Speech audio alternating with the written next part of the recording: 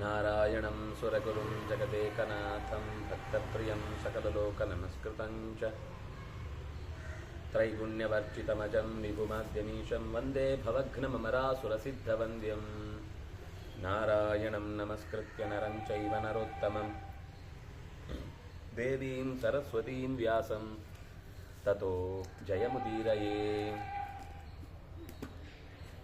ಪರಾಶರಂ ಓಂ ನಾರಾಯಣಂ ನಮಸ್ಕೃತ್ಯ ನರಂ ಚೈವ ನರೋತ್ತಮಂ ದೇವೀಂ ಸರಸ್ವತೀಂ ವ್ಯಾಸಂ ತತೋ ಜಯಮುದೀರಯೇ. ಸ್ವಸ್ತ್ಯಸ್ತು ಸತಾಂ.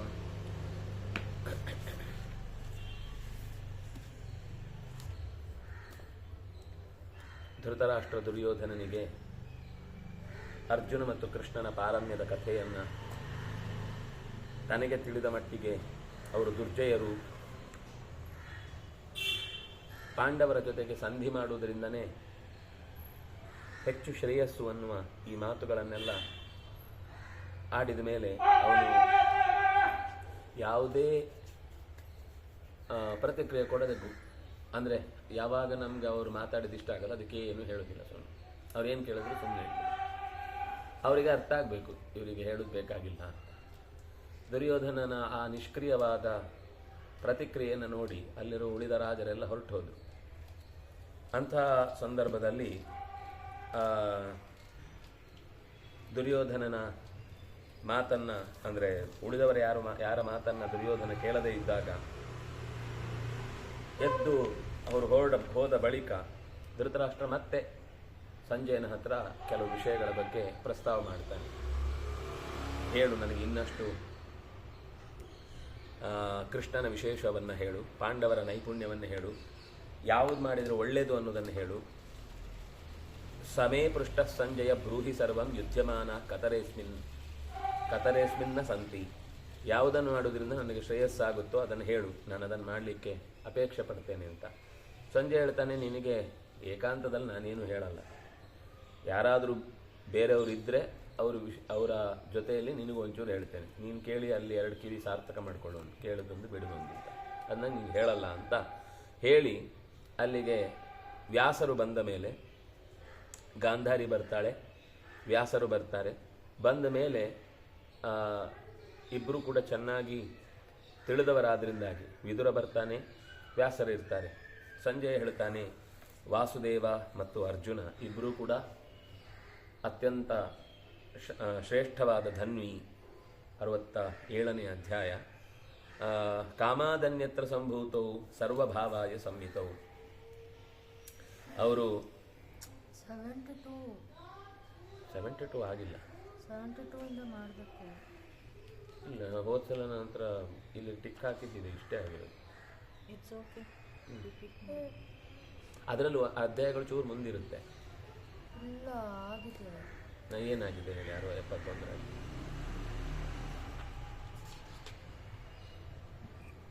71ನಲ್ಲಿ ಆಗಿದೆ. ನಾನು ಸುಮ್ಮನೆ ಬುಕ್ ಮಾಡ್ತೀನಿ. ಧೃತರಾಷ್ಟ್ರನು ಭಗವದ್ಗುಣಗಳನ್ನು ಗಾನ ಮಾಡಿದರು. ಅದೇ ಹೇಳ್ತಾರೆ. ಅದಾಗಿದೆ. ಅದ್ರ ನೆಕ್ಸ್ಟ್ ಅದರದ್ದು ನೆಕ್ಸ್ಟ್ ಅಂದರೆ ನೆಕ್ಸ್ಟ್ ಇದ್ದು ಹೇಳ್ತೇನೆ. ನೀವು ಹೇಳಿದ್ದು, ಈಗ ನಾನು ಹೇಳಿದ್ದು ಇಲ್ಲಿ ತನಕ 68, ಇದು 69. ಅದರಲ್ಲಿ ಕೆಲವು ಅಧ್ಯಾಯ ಹಿಂದೆ ಮುಂದೆ ಇದೆ, ಅಂದರೆ ಜಾಸ್ತಿ ಇದೆ. ಧೃತರಾಷ್ಟ್ರ ಪುಂಡರೀಕಾಕ್ಷನ ವಿಷಯದಲ್ಲಿ ಕೆಲವು ಪ್ರಶ್ನೆಗಳನ್ನು ಹೇಳಿದಾಗ ನಾಮಾರ್ಥಗಳನ್ನೆಲ್ಲ ಹೇಳ್ತಾ ಹೋಗ್ತಾನೆ ಸಂಜಯ. ಅದು ನಾವು ನೋಡಿದ್ವಿ ಹಿಂದೆ. ಪ್ರತಿಯೊಂದು ನಾಮದಿಂದಲೂ ಕೂಡ ಹೇಗೆ ಭಗವಂತನ ಗುಣಗಳನ್ನು ಅನುಸಂಧಾನ ಮಾಡ್ಬೋದು. ಪೂರ್ಣಾತ್ ಸದನಾಚ್ಚಾಪಿ ತಥೋಸೌ ಪುರುಷೋತ್ತಮ ಅಂತ ಈಗ ನಾವು ನೋಡಿದ್ವಿ ಹಿಂದೆ. ಅದಾದ ನಂತರ ಈಗ ಧೃತರಾಷ್ಟ್ರ ಕೃಷ್ಣನನ್ನು ಪ್ರಾರ್ಥನೆ ಮಾಡ್ತಾನೆ. ಕೃಷ್ಣನನ್ನು ಪ್ರಾರ್ಥನೆ ಮಾಡೋದಲ್ಲ, ದೇವರನ್ನು ಪ್ರಾರ್ಥನೆ ಮಾಡ್ತಾನೆ. ಇದು ತುಂಬ ಸ್ವಾರಸ್ಯ ಇರುವ ಅಧ್ಯಾಯ. ಅವನು ಸತ್ಯೇ ಪ್ರತಿಷ್ಠಿತ ಕೃಷ್ಣ ಸತ್ಯಮತ್ರ ಪ್ರತಿಷ್ಠಿತಂ ಸತ್ಯಾತ್ ಸತ್ಯಂತು ಗೋವಿಂದ ತಸ್ಮಾತ್ ಸತ್ಯೋಪಿ ನಾಮತಃ. ಪರಮಾತ್ಮನಿಗೆ ಸತ್ಯ ಅಂತ ಹೆಸರು. ಯಾಕೆಂದರೆ ಎಲ್ಲ ವಸ್ತುಗಳು ಕೂಡ ಇವನಿಂದ ಪ್ರಾಮಾಣಿಕವಾಗಿ ಅಲ್ಲಲ್ಲಿ ಪ್ರತಿಷ್ಠೆಗೊಂಡಿದೆ. ಅವನು ಎಲ್ಲದರಲ್ಲಿ ನೆಲೆಸಿದ್ದಾನೆ, ಅವನಲ್ಲಿ ಎಲ್ಲವೂ ನೆಲೆಸಿದೆ. ಸತ್ಯ ಅಂದರೆ ವಸ್ತು ಹೇಗಿದೆಯೋ ಹಾಗೆ ಆ ವಸ್ತುವನ್ನು ಅರ್ಥ ಮಾಡಿಕೊಳ್ಳುವ ಶಕ್ತಿ. ಸ್ವತಃ ಭಗವಂತ ಪ್ರತಿಯೊಂದನ್ನು ಅದು ಇರುವಂತೆ ತಿಳ್ಕೊಳ್ತಾನೆ ಹೊರತು ಅದರ ವಿವರಣೆಯನ್ನು ಬದಲಾಯಿಸುವುದಾಗಲಿ ಅಥವಾ ಅದಕ್ಕೆ ನನ್ನದೇನೋ ಒಂದು ಎಕ್ಸ್ಟ್ರಾ ಕಾಂಟ್ರಿಬ್ಯೂಷನ್ ಅಂತ ಹೇಳಿ ಏನೋ ಒಂದು ಕೊಡುವುದಾಗಲಿ ಕಾರಣ ಇಲ್ಲದೆ ಮಾಡುವುದಿಲ್ಲ. ಅದರಿಂದಾಗಿ ಅವನನ್ನು ಸತ್ಯ ಅಂತ ಕರೀತಾರೆ ಅಂತ. ಭಗವದ್ ಧ್ಯಾನ ಪರ್ವ ಲಾಸ್ಟ್ ಹೌದು, ನೀವು ಹೇಳ್ತಾ ಇರೋ ಧ್ಯಾನ ಸಂದೀಪ ಅದರ ಕೊನೆಯ ಅಧ್ಯಾಯ ಆಗಿರಲಿಲ್ಲ. ನೆಕ್ಸ್ಟ್ ಕ್ಲಾಸಿಂದ ಭಗವದ್ ಧ್ಯಾನ ಪರ್ವ ಶುರು ಅಂತ. ನಾನು ಆ ಧ್ಯಾನ ಅನ್ನೋ ಶಬ್ದದ ಬಗ್ಗೆನೂ ಅದು ಯಾನ ಅಂತ ನೀವು ಹೇಳಿದ್ರಲ್ಲ. ಹೌದು, ಯಾನ ಅಂದರೆ ಈಗ ಮುಗಿಬೇಕು. ಅದು ಮುಗ್ದಿದೆ. ನೀವು ಡಿಸ್ಕಷನ್ ಅಷ್ಟೊಂದಿಗೆ ಮುಗಿಸ್ಬಿಡ್ಬೋದು. ಬೇಕಾದರೆ ಡಿಸ್ಕ್ರಿಪ್ಷನಲ್ಲಿ ನೋಡಿ. ಆಯ್ತು, ಅವರು 66 ಅಂತ ಹಾಕಿದ್ದಾರೆ ನೋಡಿ. ಅದಲ್ಲ, ಯೂಟ್ಯೂಬಲ್ಲಿ ನಾನು ಕೆಳಗಡೆ ಡಿಸ್ಕ್ರಿಪ್ಷನಲ್ಲಿ ನೆಕ್ಸ್ಟ್ ಕ್ಲಾಸಿಂದ ಭಗವತ್ ಧ್ಯಾನ ಪರ್ವ ಶುರು ಮಾಡಬೇಕು ಅಂತ ನೀವು ಹೇಳಿದ್ದು. ಬೇಕಾದರೆ ಲಾಸ್ಟ್ ಕ್ಲಾಸ್ ಆಡಿಯೋ ಕೇಳಿ. 69 ಅಧ್ಯಾಯ ಆಗಿದೆ. ಅದು ಅವಳು ಹಾಕಿರೋದು. ಇರಲಿ, ಏನು ತಪ್ಪೀಗ. ಮತ್ತೆ ರಿಪೀಟ್. ಚಕ್ಷುಷ್ಮತಾಂ ವೈ ಸ್ಪೃಹಯಾಮಿ ಸಂಜಯ ದ್ರಕ್ಷ್ಯಾಮಿ ಯೇ ವಾಸುದೇವಂ ಸಮೀಪೆ ವಿಭ್ರಾಜಮಾನಂ ವಪುಷಾ ಪರೇಣ ಪ್ರಕಾಶಯಂತಂ ಪ್ರದಿಶೋ ದಿಶಶ್ಚ. ಕಣ್ಣಿಲ್ಲದವರ ಬಗ್ಗೆ, ಕಣ್ಣಿರುವವರ ಬಗ್ಗೆ ನನಗೆ ತುಂಬ ಯೋಚನೆ ಆಗ್ತಾ ಇದೆ. ಅಂದರೆ ಯೋಚನೆ ಅಂದರೆ ನನಗಿಲ್ಲ ಅನ್ನೋ ವಿಷಯದಲ್ಲಿ. ಮೊದಲ ಬಾರಿಗೆ ಸಂಜೆ ಯಾರು ಧೃತರಾಷ್ಟ್ರನಿಗೆ ನನಗೆ ಕಣ್ಣಿಲ್ಲ ಅನ್ನೋ ವಿಷಯದಲ್ಲಿ ದುಃಖ ಪಡ್ತಾನೆ. ಅವನು ಯಾವತ್ತೂ ಕಣ್ಣಿಲ್ಲ ಅನ್ನೋ ವಿಷಯಕ್ಕೆ ಬೇಸರ ಪಟ್ಟವನೇ ಅಲ್ಲ. ಸ್ಪೃಹಯಾಮಿ ವೈ ಚಕ್ಷುಷ್ಮತಾಂ ವೈ ಸ್ಪೃಹಯಾಮಿ ಸಂಜಯ. ಕಣ್ಣಿದ್ದವರ ಬಗ್ಗೆ ನಾನು ಹೆಮ್ಮೆ ಪಡ್ತೇನೆ, ಅವರು ಧನ್ಯರು. ನಾನು ಆ ಧನ್ಯತೆಯ ಭಾವದಲ್ಲಿ ಇಲ್ಲ. ವಿಭ್ರಾಜಮಾನಂ ಬಹುಶಃ ಪರೇಣ. ಯಾಕೆಂದರೆ ಎಂಥ ತೇಜಸ್ಸು ವಾಸುದೇವನದ್ದು ಅಂದರೆ ಅವನನ್ನು ಹತ್ತಿರದಲ್ಲಿ ಕಣ್ಣಿಟ್ಟು ನೋಡುವವರಿಗೆ ಬೆಳಕಿನ ಮೊತ್ತವಾಗಿ ಕಾಣುತ್ತಾನೆ. ಎಲ್ಲ ದಿಕ್ಕುಗಳಿಗೂ ಬೆಳಕಿನ ಮೊತ್ತವನ್ನೇ ಹಂಚುತ್ತಾನೆ. ಸ್ವತಃ ತಾನು ಬೆಳಕಾಗಿರುವುದು ಮಾತ್ರ ಅಲ್ಲ, ತನ್ನ ಸುತ್ತಲಿ ಕೆಲವುದಕ್ಕೆ ಅದು ಮಾತ್ರ ಕಾಣುತ್ತೆ, ಅದರ ಪಕ್ಕದಲ್ಲಿ ಏನು ಕಾಣಲ್ಲ. ಸುಮ್ಮನೆ ಸಣ್ಣ ದೀಪ ಇದ್ರೆ ಅದರ ಸುತ್ತ ಕೇಳಿದ್ರೆ ಏನು ಗೊತ್ತಾಗುತ್ತೆ, ದೀಪ ಉಂಟು ಅಂತ ಗೊತ್ತಾಗುತ್ತೆ, ದೀಪದ ಪಕ್ಕದಲ್ಲಿ ಏನಿದೆ ಅಂತ ಗೊತ್ತಾಗುತ್ತೆ, ಅಷ್ಟೇ ಬೆಳಕಿರುವುದು. ಹಾಗಲ್ಲ ಇವನು ಬೆಳಕು. ದಿಶೋ ಪ್ರದಿಶೋ ದಿಶಶ್ಚ, ಎಲ್ಲ ದಿಕ್ಕುಗಳನ್ನು ಬೆಳಗುವ ಶಕ್ತಿಯಾಗಿದ್ದಾನೆ. ಇವನನ್ನ ಆಡುವ ಮಾತು ಅದು ಕಿವಿಗೆ ಬಿದ್ರೇನೆ ಸಂತೋಷ. ಈರಯಂತಂ ಭಾರತೀಂ ಭಾರತಾನಾಂ ಅಭ್ಯರ್ಚನೀಯಾಂ ಶಂಕರೀಂ ಸೃಂಜಯಾನಾಂ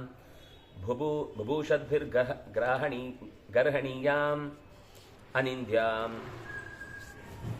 ಪರಾಸೂನಾಂ ಅಗ್ರಣೀಯ ಸ್ವರೂಪಾಂ ಪರಾಸೂನಾಂ ಅಗ್ರಹಣೀಯ ರೂಪಾಂ. ಶತ್ರುಗಳಿಗೆ ಸಿಗದ, ಎಂದೂ ನಿಂದೆಗೆ ಅರ್ಹವಲ್ಲದ, ಬೇಕು ಬೇಕು ಅಂತ ಅವನನ್ನು ಹಿಡಿಬೇಕು ಅಂತ ಬಯಸುವವರಿಗೆ ಇನ್ನು ಸ್ವಲ್ಪ ದೂರದಲ್ಲೇ ಸಾಗುವ, ಯಾರ್ಯಾರು ಕೃಷ್ಣನ ಆವರಣದಲ್ಲಿ ಅಂದರೆ ಸುತ್ತುವರಿದು ಅವನನ್ನು ಅಪೇಕ್ಷೆ ಪಡ್ತಾರೋ ಅಂಥವರ ಮಾತುಗಳಲ್ಲಿ ಸದಾ ನೆಲೆಸಿರುವ ಅವನನ್ನು ನಾನು ನೋಡಲೇಬೇಕು ಅನ್ನುವ ಬಯಕೆ ನನಗೆ ಹುಟ್ಟುತ್ತಾ ಇದೆ. ಉದಿಸುತ್ತಿರುವ ಸೂರ್ಯನಂತೆ ಮೇಲಕ್ಕೆ ಬರುವ, ನಾಯಕರಲ್ಲಿ ನಾಯಕನೆನಿಸಿದ, ಯಾದವರಿಗೆ ಹಿರಿಯನೆನಿಸಿದ, ಯಾದವಾನಾಂ ಪ್ರಣೇತಾರಂ, ಯಾದವರಿಗೆ ಸ್ಥಾನವೇ ಇಲ್ಲದ ಸಂದರ್ಭದಲ್ಲಿ ಮರಳಿ ಕ್ಷಾತ್ರ ಧರ್ಮದ ಬಲವನ್ನು ತುಂಬಿ ಅವರಿಗೆ ಬೇಕಾಗಿರುವ ಶಕ್ತಿಯನ್ನು ತುಂಬಿದವ ಕೃಷ್ಣ. ಇಲ್ಲಾಂದರೆ ಯಾದವರು ಹೇಳ ಹೆಸರಿಲ್ಲದಂತೆ ನಾಶವಾಗಿ ಹೋಗಿದ್ರು. ಕಂಸನ ದುರಾಡಳಿತದಿಂದ ಅವರಲ್ಲಿ ಯಾವ ತಾಕತ್ತು ಉಳಿದಿರಲಿಲ್ಲ. ಆದರೆ ಮತ್ತೆ ಅವರಲ್ಲಿ ತಾಕತ್ತನ್ನು ತುಂಬಿದವ ಏಕವೀರಂ. ಅವನಂತಹ ವೀರನನ್ನೇ ಇನ್ನೊಬ್ಬನನ್ನು ಹುಡುಕ್ಲಿಕ್ಕೆ ಸಾಧ್ಯ ಇಲ್ಲ. ಸಾತ್ವತ ವಂಶದಲ್ಲಿ ಹಿರಿಯನಾದವನು, ಶತ್ರುಗಳನ್ನು ಕೊಲ್ಲುವವನು, ಎದೆಯಲ್ಲಿ ನಡುಕವನ್ನು ಹುಟ್ಟಿಸುವವನು, ಶತ್ರುಗಳ ಯಶಸ್ಸನ್ನು ನಾಶ ಮಾಡಿ ಅಲ್ಲಿ ತನಕ ಗೆದ್ದಿದ್ದೆ ಅನ್ನೋನನ್ನು ಗೆದ್ದು, ಅವನ ಗೆದ್ದಿದ್ದೆ ಅನ್ನುವ ಅಹಮ್ಮನ್ನು ಇಳಿಸಿ ತಾನು ಅವನನ್ನು ಗೆದ್ದು ಆ ಗೆದ್ದಿದ್ದೆ ಅನ್ನುವ ಅಹಮ್ಮನ್ನು ತನ್ನಲ್ಲಿ ನಿಜವಾಗಿ ಅದು ಅರ್ಥಪೂರ್ಣವಾಗಿದೆ ಅಂತ ತುಂಬಿಸಿಕೊಳ್ತಾ ಇದ್ದ ತಾಕತ್ತಿರುವವನು. ಪಾಂಡವರು ಎಷ್ಟು ಧನ್ಯರು. ಜೊತೆಯಾಗಿದ್ದು ಕೃಷ್ಣನನ್ನು ಮತ್ತೆ ಮತ್ತೆ ನೋಡ್ತಿರ್ತಾರೆ. ಶತ್ರುಗಳನ್ನು ಸಂಹಾರ ಮಾಡುವವನ ತಾಕತ್ತನ್ನು ನೇರ ಕಣ್ಣಲ್ಲಿ ಕಂಡು ಅಭ್ಯಾಸ ಮಾಡಿ ಅದರ ಮೂಲಕ ತಾವು ಕೂಡ ಯುದ್ಧಾಭ್ಯಾಸದಲ್ಲಿ ಬೆಳೆದು ನಿಂತಿರ್ತಾರೆ.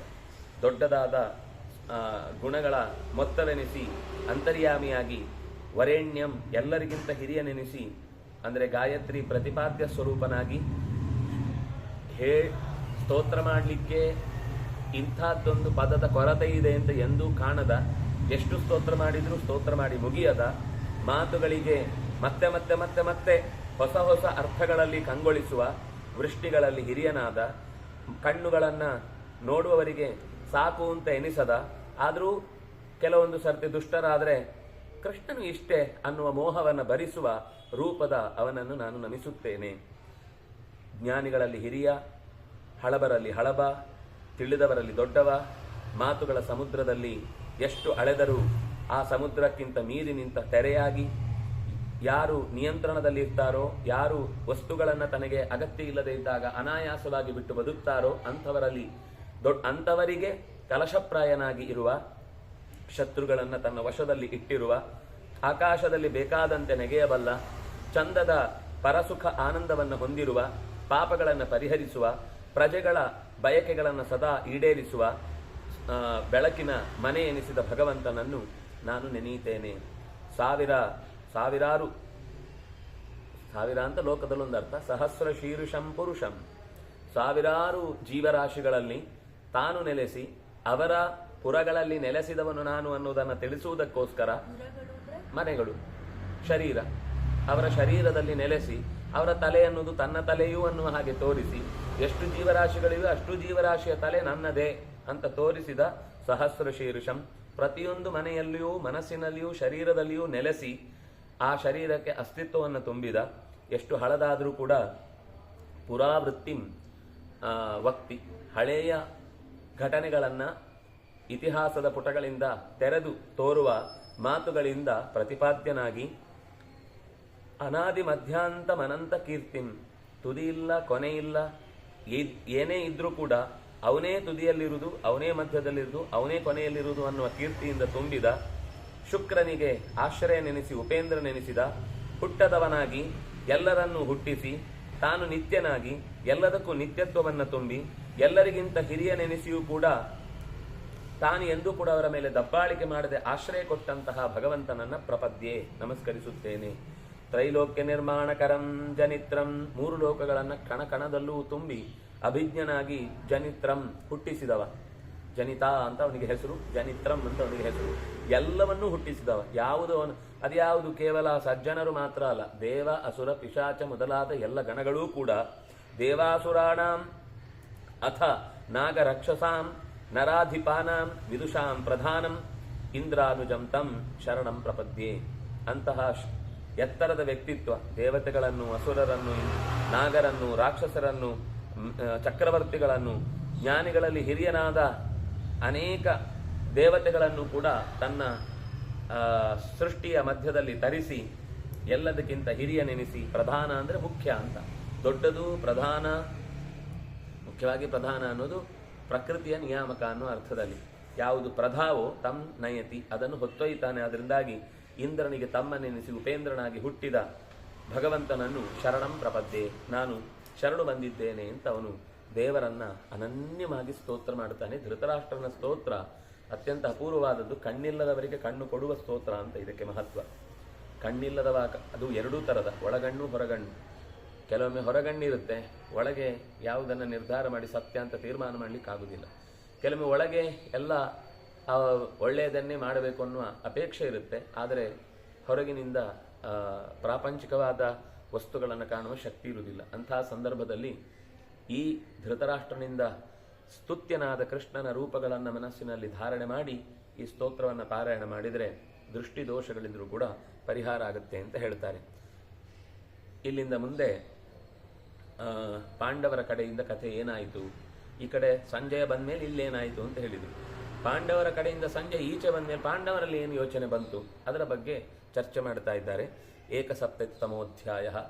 ಜನಮೇಜಯ ಉವಾಚ ಪ್ರಯಾತೆ ಸಂಜಯೇ ಸಾಧೋ ಕೌರವಾನ್ ಪ್ರತಿವೈತದಾ ಕಿಂ ಚಕ್ರುಹು ಪಾಂಡವಾಸ್ತತ್ರ ಮಮ ಪೂರ್ವ ಪಿತಾಮಹಾಃ. ಕೇಳ್ತಾನೆ, ನನ್ನ ಹಿರಿಯರು ಪಾಂಡವರು ಕಿಂ ಚಕ್ರುಹು ಏನು ಮಾಡಿದರು?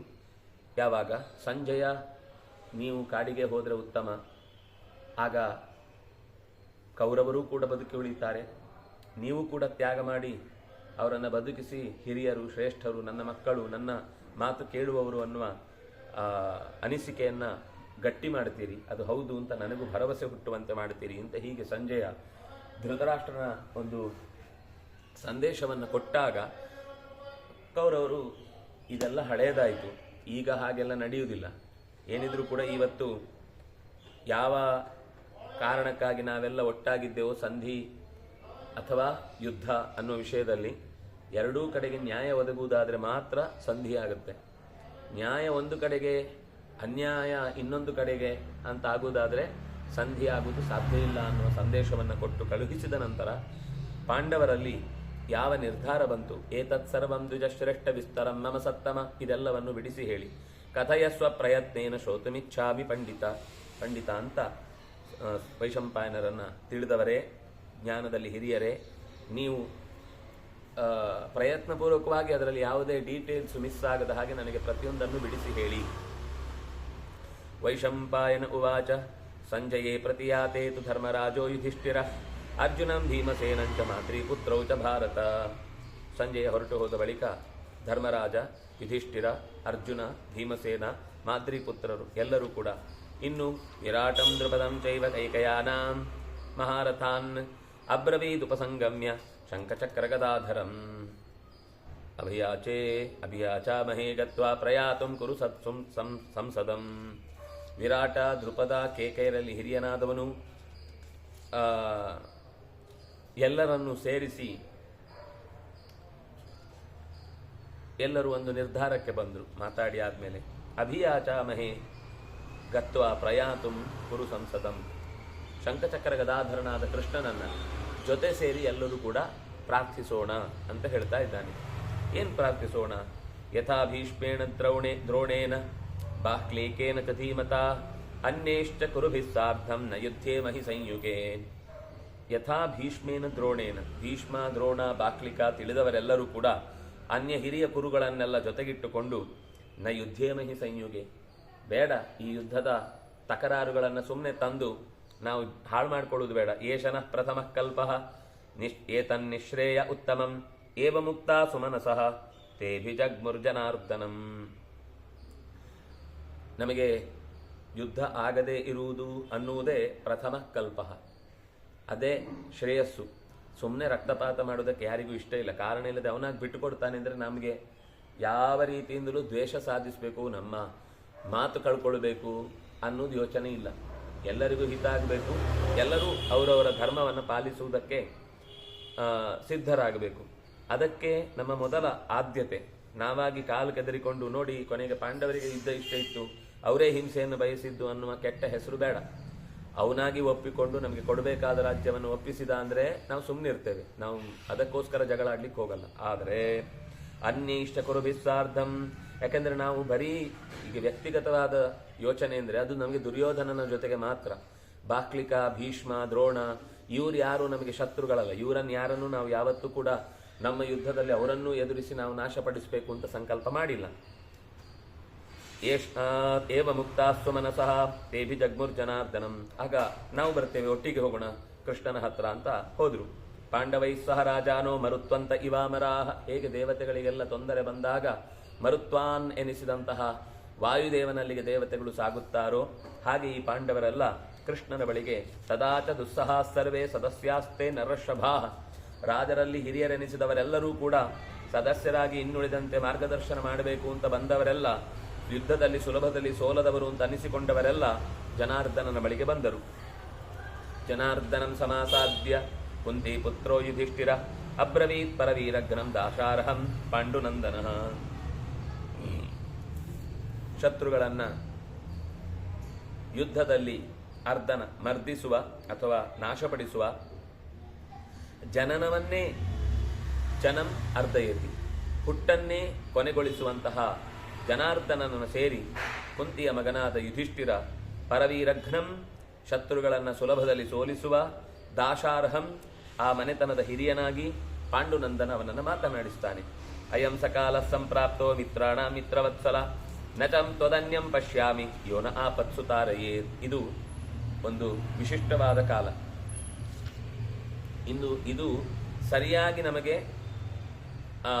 ಒದಗಿದ ಕಾಲ.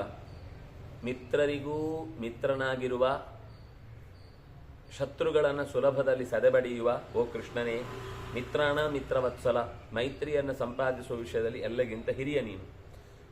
ನಚತ್ವದನ್ಯಂ ಪಶ್ಯಾಮಿ, ನಿನಗಿಂತ ಬೇರೆಯಾದ ಒಬ್ಬ ವ್ಯಕ್ತಿಯನ್ನು ನಾನು ಕಾಣಲಾರೆ. ಯಾಕೆ? ಯೋನ ಆಪತ್ಸು ತಾರಯೇ, ನಮ್ಮನ್ನು ಆಪತ್ತಿನ ವಲಯದಿಂದ ಹೊರತರಬಲ್ಲ ಒಬ್ಬ ವ್ಯಕ್ತಿ ಅಂತ ಇದ್ರೆ ಅದು ನೀನೊಬ್ಬನೇ. ತ್ವಾಂ ಹಿ ಮಾಧವಮಾಶ್ರಿತ್ಯ ನಿರ್ಭಯ ಮೋಘದರ್ಪಿತಂ ಧಾರ್ತರಾಷ್ಟ್ರಂ ಸಹ ಮಾತ್ಯಂ ಸ್ವಯಂ ಸದನು ಯುಂಕ್ಷ್ಮಹಿ. ನಿನ್ನನ್ನು ಆಶ್ರಯಿಸಿ ನಿರ್ಭಯರಾಗಿದ್ದು, ದರ್ಪಕ್ಕೆ ಒಂದು ಆಧಾರವೇ ಇಲ್ಲ ಅವನ ಹತ್ರ. ಮೋಘದರ್ಪಿತ ಅಂದರೆ ಈಗ ಸಂಪತ್ತಿದ್ದು ದರ್ಪ ಬಂತು ಅಂದರೆ ಸಂಪತ್ತಿನ ದರ್ಪ ಅಂತ ಒಂಥರ ಎಂಥದೂ ಇಲ್ಲ ತಾಕತ್ತು, ಆದರೂ ದರ್ಪಿಷ್ಠನಾಗಿ ವರ್ತಿಸ್ತಾ ಇದ್ದಾನೆ. ಮೋದದರ್ಪಿತಂ ಧಾರ್ತರಾಷ್ಟ್ರಂ, ಅಮಾತ್ಯರ ಜೊತೆಗಿರುವ ಧೃತರಾಷ್ಟ್ರನ ಮಗನಾದ ವ್ಯಕ್ತಿಯನ್ನು ಸ್ವಯಂ ನೀನೇ ಅವನನ್ನು ಸರಿದಾರಿಗೆ ತರಬೇಕು. ಅದಕ್ಕೋಸ್ಕರ ನಿನ್ನನ್ನು ನಾವು ಕೇಳಿಕೊಳ್ತಾ ಇದ್ದೇವೆ. ಅನುಯುಂಕ್ಷ್ಮಹೆ, ನಿನ್ನನ್ನು ಜೋಡಿಸ್ತಾ ಇದ್ದೇವೆ. ಅವನ ಹತ್ತಿರಕ್ಕೆ ಹೋಗಿ ಈ ಡೀಲನ್ನು ಮುಗಿಸ್ಕೊಂಡು ಬರಬೇಕು ಅಂತ ಕೇಳ್ತಾ ಇದ್ದೇವೆ. ವ್ಯವಹಾರ ನೀನು ಮಾಡಬೇಕು. ಯಥಾ ಹಿ ಸರ್ವಾ ಸ್ವಾಪತ್ಸು ಪಾಸಿ ವೃಷ್ಣೀನ್ ಅರಿಂದವ, ವೃಷ್ಟಿಪತಿ ಎನಿಸಿ ಆ ಮನೆತನಕ್ಕೆ ಬಂದ ಎಲ್ಲ ತರದ ಆಪತ್ತುಗಳನ್ನು ಪರಿಹರಿಸಿದವನು ನೀನು. ಆದ್ರಿಂದಾಗಿ ನಿನಗೆ ವೃಷ್ಣಿ ವಾರ್ಷ್ಣೇಯ ಅಂತ ಕರೀತಾರೆ.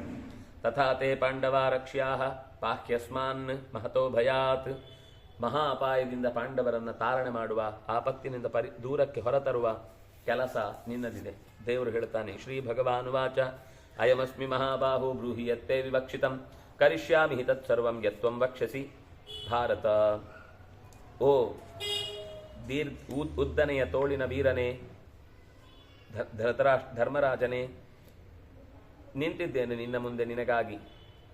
ಮನಸ್ಸಿನಲ್ಲಿ ಇದ್ದದ್ದನ್ನು ಬಿಚ್ಚಿ ಹೇಳು. ಮಾಡುವೆನು ನೀನು ಹೇಳಿದ ಎಲ್ಲ ಕೆಲಸವನ್ನು. ನಿನ್ನ ಯಾವ ಮಾತುಗಳಿವೆಯೋ ಅವೆಲ್ಲವೂ ಕೂಡ ನನಗೆ ಮಾನ್ಯ. ಹೇ ಭಾರತ, ಹೇಳು. ಯುಧಿಷ್ಠಿರ ಉವಾಚ ಶ್ರುತಂತೆ ಧೃತರಾಷ್ಟ್ರಸ್ಯ ಸಪುತ್ರಸ್ಯ ಚಿಕೀರ್ಷಿತಂ. ಯುಧಿಷ್ಠಿರ ಹೇಳುತ್ತಾನೆ, ನಿನಗೆ ಕಿವಿಗೆ ಬಿದ್ದಿದೆ, ಧೃತರಾಷ್ಟ್ರನ ಮನಸ್ಸಿನಲ್ಲಿ ಯಾವ ತರದ ಕೋರಿಕೆ ಇತ್ತು, ನಮ್ಮಲ್ಲಿಗೆ ಬಂದು ಕೇಳಿದ್ದು ಏನು? ದೊಡ್ಡವರು ಹೇಳಿದ ಮಾತು ಕೇಳೋರಲ್ವ ನೀವು? ಪ್ಲೀಸ್ ಕಾಡಿಗೆ ಹೋಗಿ ಅಂತ ಕೇಳಿದ ಮಾತು ನಿಮಗೆ ಗೊತ್ತಿದೆ. ಚಿಕೀರ್ಷಿತಂ ಸಪುತ್ರಸ್ಯ, ಇದು ಅವಂದಲ್ಲ ಅಂತ ಗೊತ್ತು. ಸಪುತ್ರಸ್ಯ ಧೃತರಾಷ್ಟ್ರಸ್ಯ, ಇದು ಧೃತರಾಷ್ಟ್ರನ ಮಾತಲ್ಲ. ಕೀ ಕೊಟ್ಟಿದ್ದಾರೆ ಹಿಂದೆ, ಅದು ತೊಗಲುಗೊಂಬೆ. ಕೀ ಹೀಗಂದ್ರೆ ಕಿಟಿ ಕಿಟಿ ಕಿಟಿ ಕಿಟಿ ಕಿಟಿ ಅನ್ನುತ್ತೆ.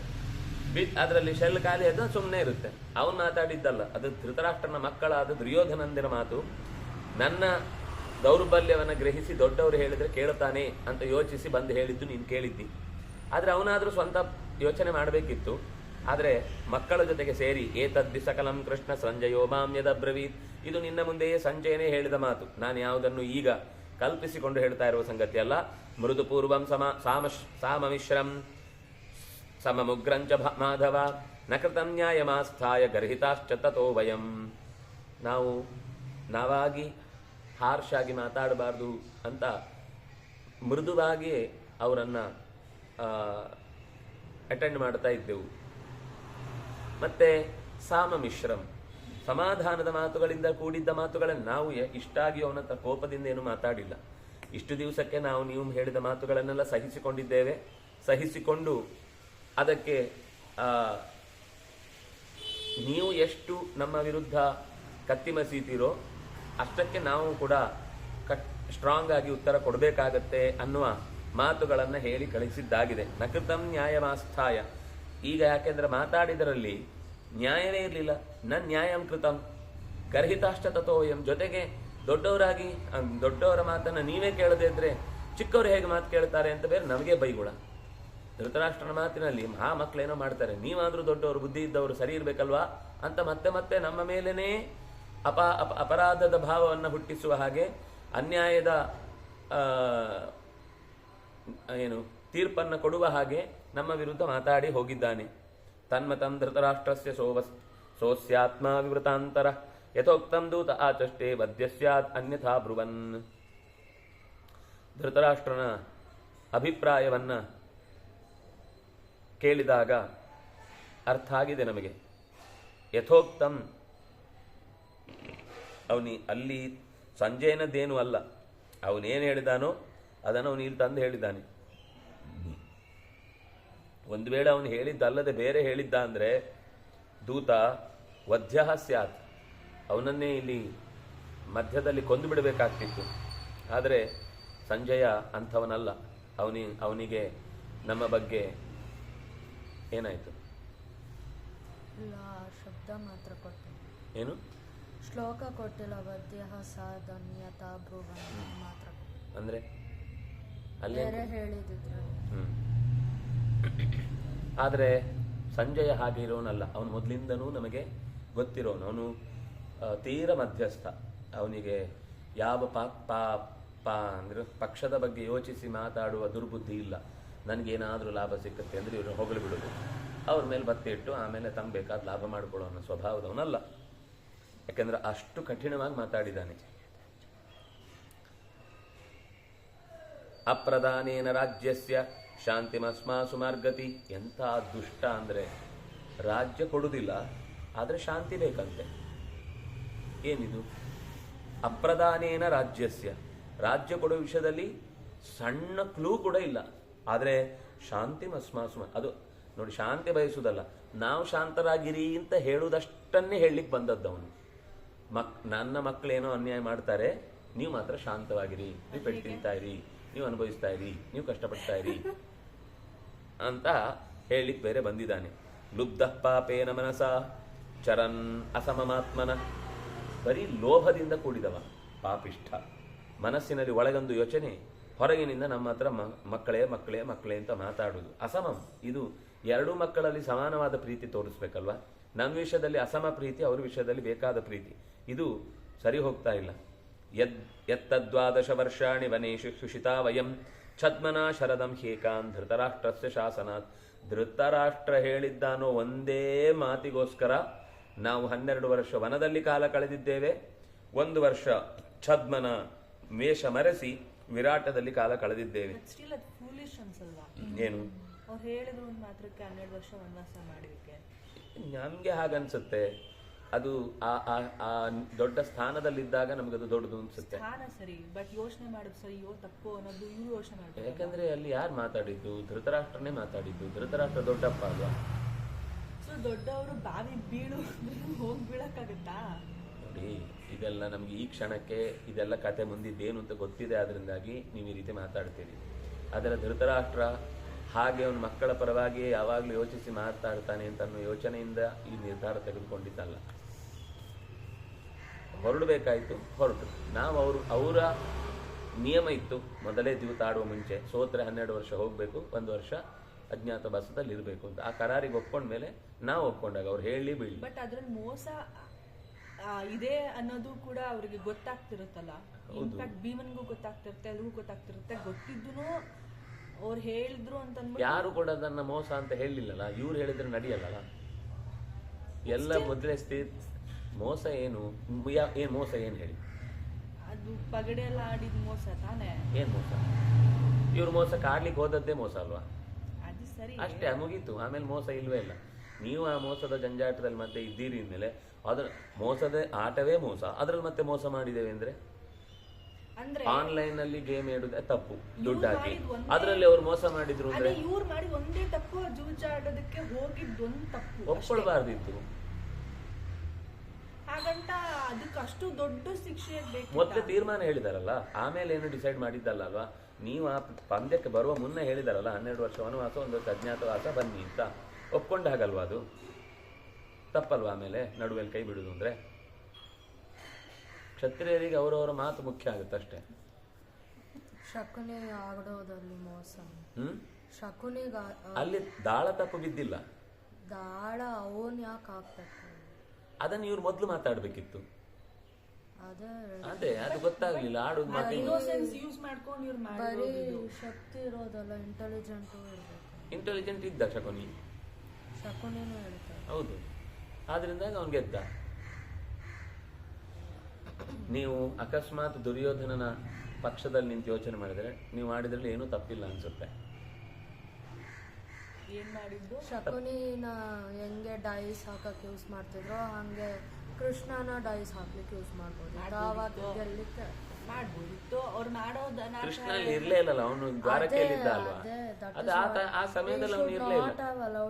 ಫಸ್ಟ್ ಆಫ್ ಆಲ್ ಆಡಿದ್ದೇ ಮೋಸದಾಟ. ಅವ್ರು ಹೇಳಿದ ನಂಬರ್ ಬರುತ್ತೆ. ಬಿದ್ದಿದ್ದೇ ನೆಲದಲ್ಲಿ ಬಿದ್ದ ಅನ್ನ ತಿಂದಂತೆ, ಅದ್ರಲ್ಲಿ ಮತ್ತೆ ಹಾಗಾಗಿ ಪ್ರತಿಯೊಂದು ಮಾಡಿದ ಧರ್ಮ. ಫಸ್ಟ್ ಜೂಜಾಡಿದ ತಪ್ಪು, ದ್ರೌಪದಿ ವಸ್ತ್ರಾಪರಣ ಮಾಡಿದ ತಪ್ಪು, ಮತ್ತೆ ಅದ್ರ ಮೇಲೆ 12 ಮಾಡಿದ ದೊಡ್ಡ ಅನಾಚಾರ ಅವರು. ಅದ್ರ ದ್ರೌಪದಿಗೆ 12-13 ವರ್ಷ, ಸಾರಿ ಇವ್ರಿಗೆ 13 ವರ್ಷ ವನವಾಸ ಎಲ್ಲ ಮಾಡಿದ್ದು. I don't think it's fair. ಸರಿ, ಆದ್ರೆ ಆರಂಭದಲ್ಲೇ ಈ ಮಾತು ಒಪ್ಕೊಂಡಿದಾರಲ್ವಾ, ಇಲ್ಲಿಗೆ ಬರ್ಬೇಕಾದ್ರೆ ಹೀಗಿರ್ಬೇಕು ಅಂತ. ಅದಕ್ಕೆ ಒಪ್ಕೊಂಡ್ಮೇಲೆ ಅದೆಲ್ಲ ಮಾಡ್ಲೇಬೇಕಲ್ವಾ. ಈಗ ಆಡಿದ್ಮೇಲೆ ಹೋಗುದಿಲ್ಲ ಅಂತ ಹೇಳ್ಬೇಕಿತ್ತ, ಆಡಿದ್ಮೇಲೆ ಹೋಗುದಿಲ್ಲ ಹೇಳ್ಬೇಕಿತ್ತ.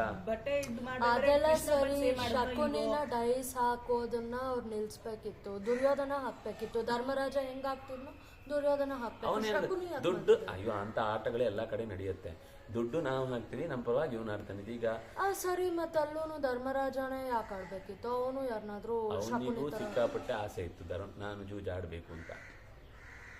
ಅವ್ನು ಆಸೆ ಪಟ್ಟಿದ್ದಕ್ಕೆ ಬೇರೆಲ್ಲ ಏನಕ್ಕೆ ಇನ್ನೋಸೆನ್ಸ್ ಯಾಕೆ ಪನಿಷ್ಮೆಂಟ್ ಅನ್ಭವಿಸ್ಬೇಕು. ಹೌದು, ಅಕಸ್ಮಾತ್ ಇವ್ರು ಸೋತಿದ್ರೆ ಇವ್ರ ತಮ್ಮ ಎಲ್ಲ ಕಾಡಿಗೆ ಹೋಗ್ಬೇಕಿತ್ತು. ಅವಾಗ ಆಗಿದ್ರೆ ನೀವು ಹೋಗ್ತಿದ್ರಾ? ಇಲ್ಲ ಅವ್ರು ಹೋಗ್ಲಿ ಅಂತ ಹೇಳ್ತಿದ್ರಿ ನೀವು. ಒದ್ದಾಡಿದ ಅವು ಗಂಡಸರು ಒದ್ದಾಡಿದರೆ, ಹೆಂಗಸರು ಒದ್ದಾಡಿದ್ರೆ. ಅದು ಈ ಕಡೆ ಆಗಿದ್ರೆ ಪಾಂಡವರು ಅವರನ್ನೆಲ್ಲ ಕಳಿಸ್ಬೇಕಿತ್ತು ಕಾಡಿಗೆ. ಮಾಡಿದ ಅನ್ಯಾಯ. ಧರ್ಮರಾಜ ಗೆದ್ದಿದ್ರೆ ಏನ್ ಕತೆ, ಗೆದ್ದಿದ್ರೆ ನೀವಾಗ ಅದು ತಪ್ಪು ಅಂತ ಹೇಳ್ತಿದ್ರ? ಪ್ರಾಮಾಣಿಕವಾಗಿ ಆಟ ಆಡಿ ಸೋತಿದ್ರೆ ನಾನು ಒಪ್ಕೋತಿದ್ದೆ.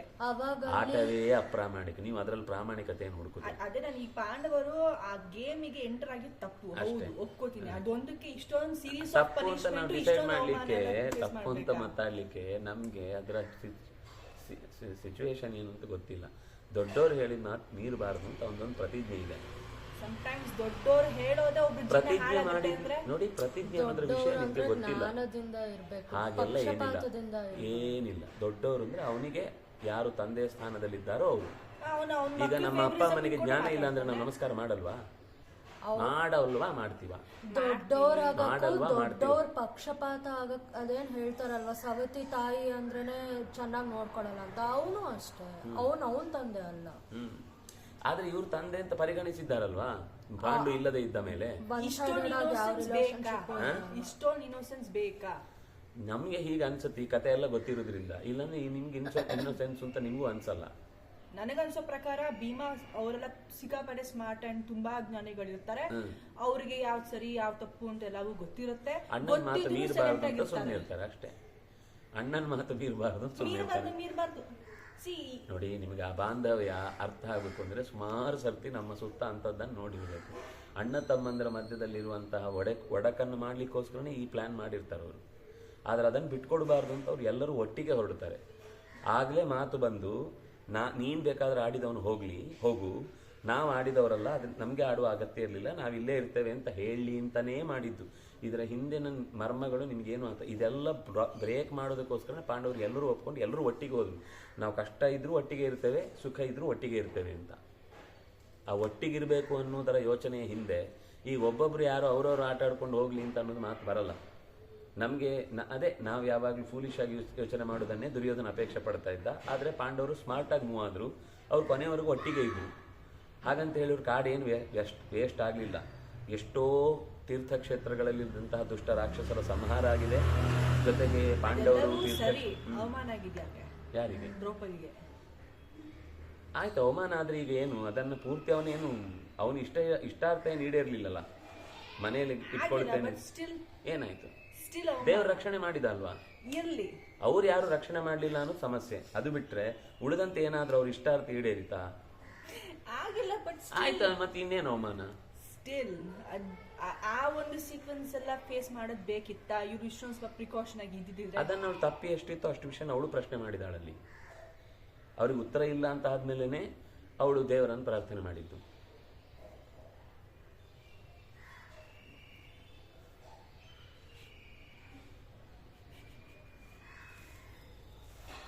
ರಾಜ್ಯ ಕೊಡುವ ವಿಷಯದಲ್ಲಿ ತುಟಿಪಿಟಿ ಕಂತಿಲ್ಲ. ಶಾಂತಿ ಮಾತ್ರ ನಾವು ಬಾಯಿ ಮುಚ್ಚಿಕೊಂಡು ಅನುಸರಿಸಬೇಕು ಅಂತ ಅಪೇಕ್ಷೆ ಪಡ್ತಾ ಇದ್ದಾನೆ. ಲೋಭಿಯಾಗಿ ಪಾಪವನ್ನೇ ತುಂಬಿದ ಮನಸ್ಸಿನಿಂದ ನಮ್ಮಲ್ಲಿ ಅವನಿಗೆ ಈಗ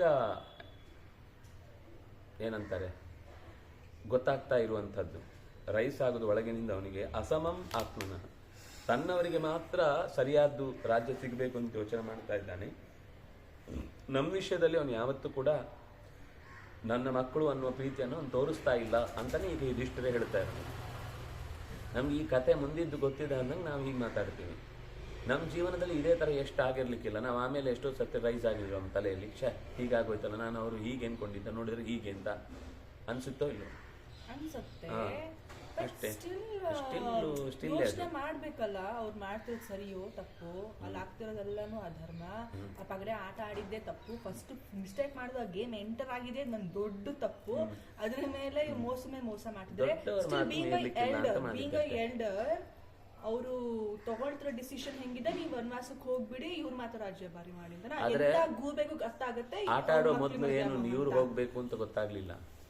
ಆಟ ಆಡೋ ಮುಂಚೆ ಇವರಿಗೂ ಗೆಲ್ತೇನೆ ಅಂತ ಇರುತ್ತೆ. ನೀವೊಂದು ಆಟ ಆಡೋರನ್ನು ನೋಡಿ, ನಿಮ್ಮ ಹತ್ತಿರದವ್ರು ಯಾರಾದ್ರೂ ಆಟ ಆಡೋ ಹುಚ್ಚಿದ್ರೆ ಅವ್ರನ್ನ ನೋಡಿ, ಈಗ ಅಲ್ಲದಿದ್ರೆ ನೆಕ್ಸ್ಟ್ ಸಲ ಆದ್ರೂ ಗೆಲ್ತೇನೆ, ಅದ್ರ ನೆಕ್ಸ್ಟ್ ಸಲ ಆದ್ರೂ ಗೆಲ್ತೇನೆ, ಅದ್ರ ನೆಕ್ಸ್ಟ್ ಸಲ ನಿಮ್ ಹೆಂಡತಿನೂ ತಗೊಂಡು ಆಸ್ತಿ ತಗೊಂಡು ರಾಜನ್ ತಗೊಂಡು ನಿಮ್ ಕಾಡಿಗೆ ಅಷ್ಟೊಂದೆಲ್ಲ punishment, it's not fair. Punishment ಅಂತ ಯಾರು ಹೇಳಿದ್ರು? ದೇವ್ರ ಯೂಸಿಂಗ್ ಇನ್ನೋಸೆನ್ಸ್ ಅಷ್ಟೇ ನನ್ಗನ್ಸೋ. ದೇವ್ರು ಎಲ್ಲಿ ಯೂಸ್ ಮಾಡಿದ್ದಾನೆ? ಅವ್ರು ಆಟ ಆಡಿದ್ಮೇಲೆ ಹೊರಡ್ಬೇಕಿತ್ತು, ಹೊರಟ್ರು ಅಷ್ಟೇ.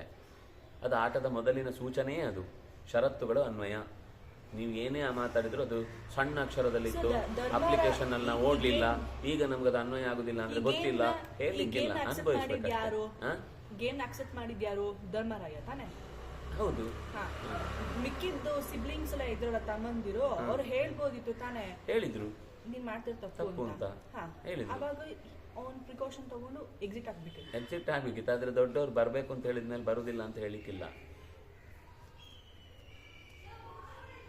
ನಮಗೆ ಈ ಸಿಚುವೇಶನ್ ಅರ್ಥ ಆಗುತ್ತೆ ತುಂಬಾ ಕಷ್ಟ. ಆಡಿದ ಮಾತು ಮುಖ್ಯನಾ ಅಥವಾ ನಮ್ 5-6 ಜನ ಅವರಿಗೆ ಅದೇ ಮುಖ್ಯ, ಅವರಿಗೆ ಅದೇ ಮುಖ್ಯ. ಜೀವ ಹೋದ್ರು, ನನ್ನ ಜೀವ ತಲೆ ಹೋಗುತ್ತೆ ಅಂದ್ರು ನಾನು ಆಡಿದ ಮಾತು ಮೀರಲ್ಲ. ಕಾಮನ್ ಆಗಿ ಯೋಚನೆ ಮಾಡಿದ್ರೆ ಆ ಮಾತು ಮೀರಲ್ಲ ಅನ್ನೋ ವ್ರತ ಇದೆಯಲ್ವಾ, ಅವರನ್ನು ಮತ್ತೆ ವಾಪಸ್ ತಂತು ಅಲ್ಲಿಗೆ. ನಿಮ್ಗೆ ಆ ಕ್ಷಣದ ಮಾತ್ರ ಸಮಸ್ಯೆ ಕಾಣ್ತಾ ಇದೆ. ಅಕಸ್ಮಾತ್ ಅಲ್ಲಿ ಅವರು ಸಿಟ್ಟು ಮಾಡಿಕೊಂಡು ಹೊಡೆದಾಡ್ಕೊಂಡು ಬಿಟ್ಟಿದ್ರೆ ಎಲ್ಲರೂ ಇವತ್ತು ಬೈತಾ ಇದ್ದಿದ್ದು ಪಾಂಡವರನ್ನ. ಏನು ಅಷ್ಟು ಒಂದು ಸಣ್ಣ ಜೂಜಾಡಿ ಕರೆದಿದ್ದಕ್ಕೆ, ಒಂದು ಸೌಹಾರ್ದದ ಬಂದ ಮಾತಿಗೆನೆ ಈಗ ಜಗಳ ಆಡಿ ಅವರನ್ನು ಕೊಲ್ಲುದಾ? ಇಷ್ಟು ದುಡುಕು ಇಷ್ಟು ಎಲ್ಲ ಇದ್ರೆ ಪಾಂಡವರನ್ನು ಯಾವ ರೀತಿಯಿಂದ ನಾವು ಆದರ್ಶ ಅಂತ ತಗೊಳ್ಬೇಕು ಅಂತ ಮಾತು ಬರ್ತಿತ್ತು. ಆದರ್ಶದ ಮಾತು 100ಕ್ಕೆ 100 ಪಾಲಿಸಿದ್ರೆ ಮಾತ್ರ ಒಬ್ಬ ಸಜ್ಜನನನ್ನ ಮುಂದೆ ಸ್ವೀಕಾರ ಮಾಡ್ತಾರೆ. ದುರ್ಜನನಾದವನು ಯಾವ ಆದರ್ಶವನ್ನು ಪಾಲಿಸದಿದ್ರು ಅವನನ್ನು ಯಾರೂ ಪ್ರಶ್ನೆ ಮಾಡಲ್ಲ. ಹೀಗೂ ಯೋಚನೆ ಮಾಡ್ಬೋದಾಗಿತ್ತಲ್ಲ, ಅವನ್ ಮಾತು ವಾಪಸ್ ತಗೊಂಡ, ಅವಮಾನ ಆಯ್ತು ಧರ್ಮರಾಯನ್ಗೆ, ಅಂದ್ರೆ ಮಾತು ಮೀರಿದ ಅಂತ ಪಟ್ಟ ಇರ್ಬೇಕಿತ್ತು.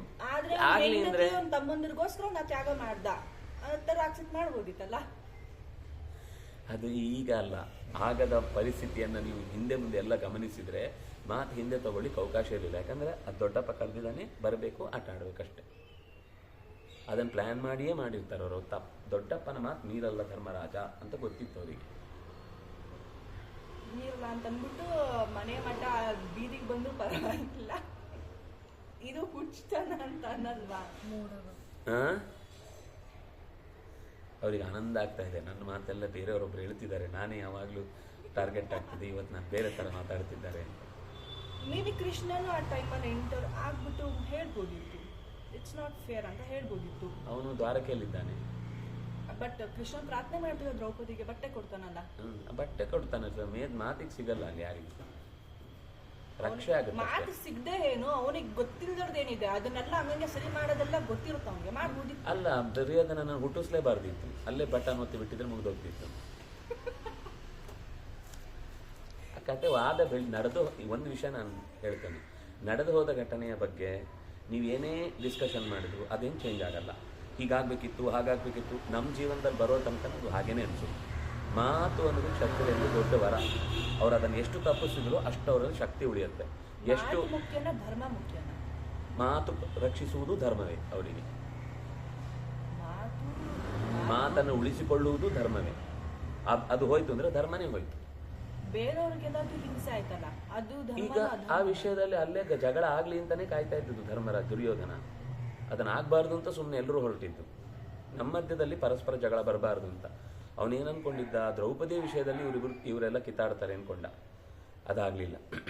ಅದಕ್ಕೋಸ್ಕರ ಹೀಗೆ ಅವನನ್ನು ಮುಂದೆ ಇಟ್ಟು ಜೂತಾಡಿ ತಮ್ಮಂದ್ರನ್ನ ಪಣಕ್ಕಿಡು.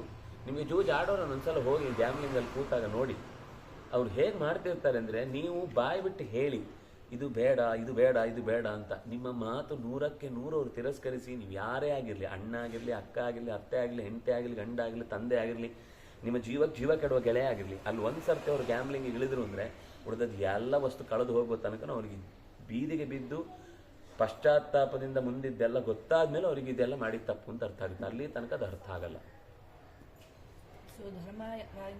ಯಾರಿಗೂ ಅರ್ಥ ಆಗಲ್ಲ. ಅದನ್ನು ತೋರಿಸಿದ್ದವನು ಯಾರಿಗೂ ಅರ್ಥ ಆಗಲ್ಲ. ಎಷ್ಟೇ ದೊಡ್ಡವನಾದ್ರೂ ಕೂಡ ಆ ಒಂದು ಸಿಚುವೇಶನ್ಗೆ ಬಂದಾಗ ಈಗಲ್ಲದೆ ಇದ್ರು ನೆಕ್ಸ್ಟ್ ಸರ್ತಿ ಗೆಲ್ತೇನೆ, ಈಗಲ್ಲದೆ ಇದ್ರು ನೆಕ್ಸ್ಟ್ ಸಲ ಗೆಲ್ತೇನೆ, ಈಗಲ್ಲದೆ ಇದ್ರು ನೆಕ್ಸ್ಟ್ ಸಲ ಗೆಲ್ತೇನೆ. ಒಂದ್ ನಿಮಿಷ, ಅದ್ರಲ್ಲಿ ಅವನಿಗೆ ಮಾಡೋದು ಸರಿಯೋ ತಪ್ಪು ಒಂದು ಗೊತ್ತಿಲ್ಲದೆ ತರ ಹೋದ್ನ, ಅಥವಾ ದೊಡ್ಡವ್ರ ಮಾತು ನಡೆಸ್ಕೊಡ್ಬೇಕು? ದೊಡ್ಡವ್ರ ಮಾತು ನಡೆಸ್ಬೇಕಷ್ಟೇ. ಆ ತಪ್ಪು ಅಂತ ಗೊತ್ತಿದ್ದು ನಾವು ನೋಡ. ಹೌದು, ಅವ್ರ ಮಾತು ಮೀರುವ ಹಾಗಿರ್ಲಿಲ್ಲ. ಓಕೆ.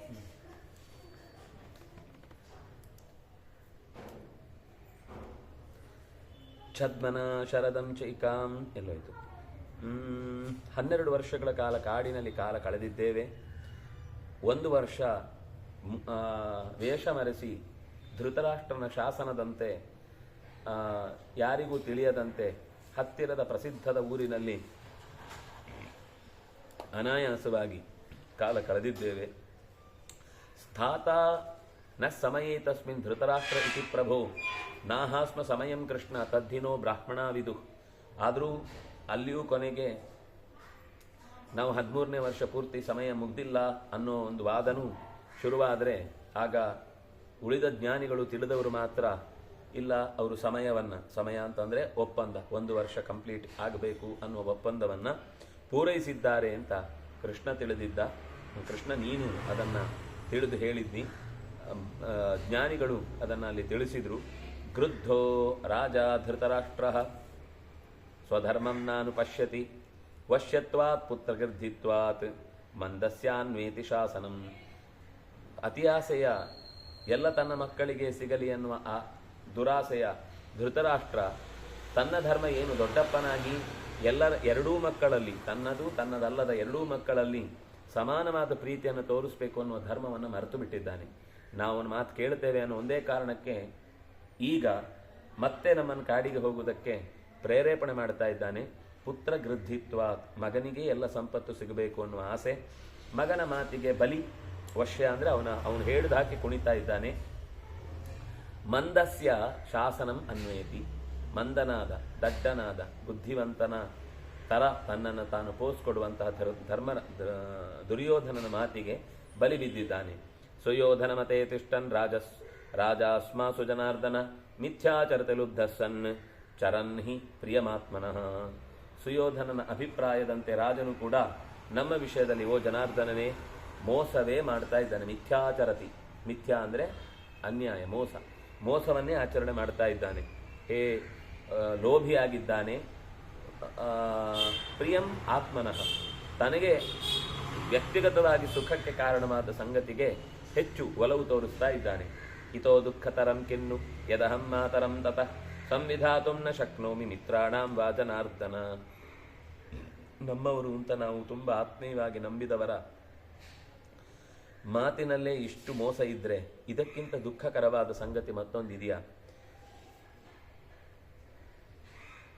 ಮಾತರಂ ಯದಹಂ ತತಃ ಸಂವಿಧಾತುಂ ನ ಶಕ್ನೋಮಿ ಮಿತ್ರಾಣಾಂ ವಾ ಜನಾರ್ದನ. ನಾನೀಗ ನನ್ನ ತಾಯಿಯ ಮುಖವನ್ನು ನೋಡುವುದು ಹೇಗೆ, ನನ್ನ ಉಳಿದ ಮಿತ್ರರಿಗೆ ಮುಖ ತೋರಿಸುವುದು ಹೇಗೆ? ಅವರು ನಮ್ಮ ಕಾರ್ಯವನ್ನು ನಾವು ಮುಗಿಸಿ ಬಂದಿದ್ದೇವೆ ಅಂತ ಸಂತೋಷ ಪಡುವಾಗ ಇವನು ಮತ್ತೆ ಹೀಗೆ ನಮ್ಮನ್ನು ಕಾಡಿಗೆ ಹೋಗು ಅಂತ ಹೇಳಿದರೆ, ಕಾಶಭಿಶ್ಚೇದಿರಾಜ ಚೇದಿಪಾಂಚಾಲೈ ಮತ್ಸೈಷ ಮಧುಸೂದನ ಭವತಾ ಚೈವನಾಥೇನ ಪಂಚಗ್ರಾಮಾವೃತಾಮಯ. ನಾನು ಈ ಜಗಳ ಬೇಡ ಅಂತ ಕಾಶಿ ದೇಶದ ರಾಜ, ಚೇದಿ ದೇಶದ ರಾಜ, ಪಾಂಚಾಲ, ಮತ್ಸ್ಯ, ನೀನು ಇಷ್ಟು ಜನರನ್ನು ಕೂಡ ಕನ್ಸರ್ನ್ ಮಾಡಿ ಈ ಪ್ರದೇಶದ ಅಕ್ಕಪಕ್ಕದಲ್ಲಿ ಇರುವ 5 ಗ್ರಾಮಗಳನ್ನು ಒಬ್ಬೊಬ್ಬರು ಒಂದೊಂದು ಜಾಗದಲ್ಲಿ ವಾಸ ಮಾಡಲಿಕ್ಕೆ ಯೋಗ್ಯವಾದಂಥದ್ದನ್ನು ನಾನು ವೃತಃ ಅಪೇಕ್ಷೆ ಪಟ್ಟೆ. ಯಾವುದೆಲ್ಲ? ಅವಿಸ್ಥಲ, ವೃಕಸ್ಥಲ, ಮಾಕಂದಿ, ವಾರಣಾವತ ಮತ್ತು ಅವಸಾನ ಅಂತ 5 ಗ್ರಾಮಗಳ ಸ್ಥಾನಗಳನ್ನು ನಾನು ಕಂಚಿದೇವಾತ್ರ, ತುಂಬ ದೊಡ್ಡ ಪ್ರಮಾಣದ ಭೂಮಿಯ ಭಾಗ ಅಲ್ಲ ಅದು, ಅಂತ ಕೇವಲ 5 ಗ್ರಾಮಗಳನ್ನು ಕೇಳಿ ಕ್ಷಾತ್ರ ಧರ್ಮವನ್ನು ರಕ್ಷಿಸಿಕೊಳ್ಳುವುದಕ್ಕೋಸ್ಕರ ಇದನ್ನು ನಾನು ಅಪೇಕ್ಷೆ ಪಟ್ಟೆ.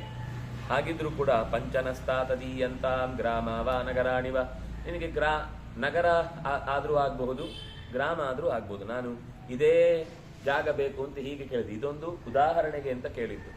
ಇದರಲ್ಲಿ ಯಾವುದಾದ್ರೂ 5 ಗ್ರಾಮಗಳನ್ನು, ನಗರಗಳನ್ನು, ಇದರಲ್ಲಿ ಕೆಲವು ಭಾಗ ನಗರದ ಅಂಶ ಇರುತ್ತೆ, ಇನ್ನುಳಿದ ಭಾಗ ಗ್ರಾಮಗಳಿರ್ತವೆ.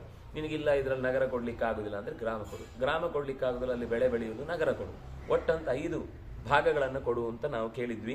ವಸೇಮ ಸಹಿತ ಯೇಷು ಮಾಚನೋ ಭವತಾ ನಶನ್. ನಾವು ಅಲ್ಲೇ ಪರಸ್ಪರ ಒಬ್ರಿಗೊಬ್ರು ಸಹಕಾರ ಕೊಟ್ಟುಕೊಂಡು ವಾಸ ಮಾಡ್ತೇವೆ, ನಿನಗೆ ಯಾವುದೇ ರೀತಿಯ ತೊಂದರೆನೂ ಕೊಡದಂತೆ ನಾವು ಯೋಚನೆ ಮಾಡಿಕೊಂಡು ಕೇಳಿದ್ದು. ನಚತಾನಪಿ ದುಷ್ಟಾತ್ಮ. ನಾವು ಕೇಳಿದ 5 ಗ್ರಾಮಗಳನ್ನು ಕೂಡ ದುಷ್ಟಾತ್ಮ ಧಾರ್ತರಾಷ್ಟ್ರೋನು ಮನ್ಯತೆ, ದುರ್ಯೋಧನ ಕೊಡ್ಲೇ ಇಲ್ಲ.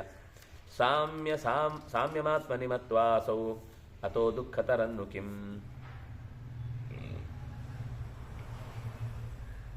ಅಸೌ ಈ ದುರ್ಯೋಧನ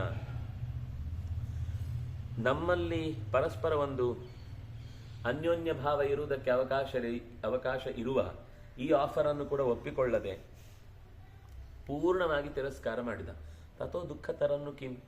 ಇಷ್ಟು ತಲೆ ಬಗ್ಗಿಸಿ, ಇಷ್ಟು ನಾವು ಅವರಿಗೆ ಅವಕಾಶ ಕೊಟ್ಟು ಕೂಡ ಮತ್ತೂ ನಮ್ಮನ್ನೇ ಒಂದು ಸೂಜಿ ಮೊನೆಯಷ್ಟು ಜಾಗ ಕೊಡುವುದಿಲ್ಲ ಅನ್ನುವಂಥ ಮಾತುಗಳನ್ನು ಆಡ್ತಾನೆ ಅಂದರೆ, ಕುಲೇ ಜಾತಸ್ಯ ವೃದ್ಧಸ್ಯ ಪರವಿತ್ತೇಷು ಗೃಧ್ಯತಃ ಲೋಭ ಪ್ರಜ್ಞಾನಮಾಹಂತಿ ಪ್ರಜ್ಞಾಹಂತಿ ಹತಾ ಹ್ರಿಯಂ.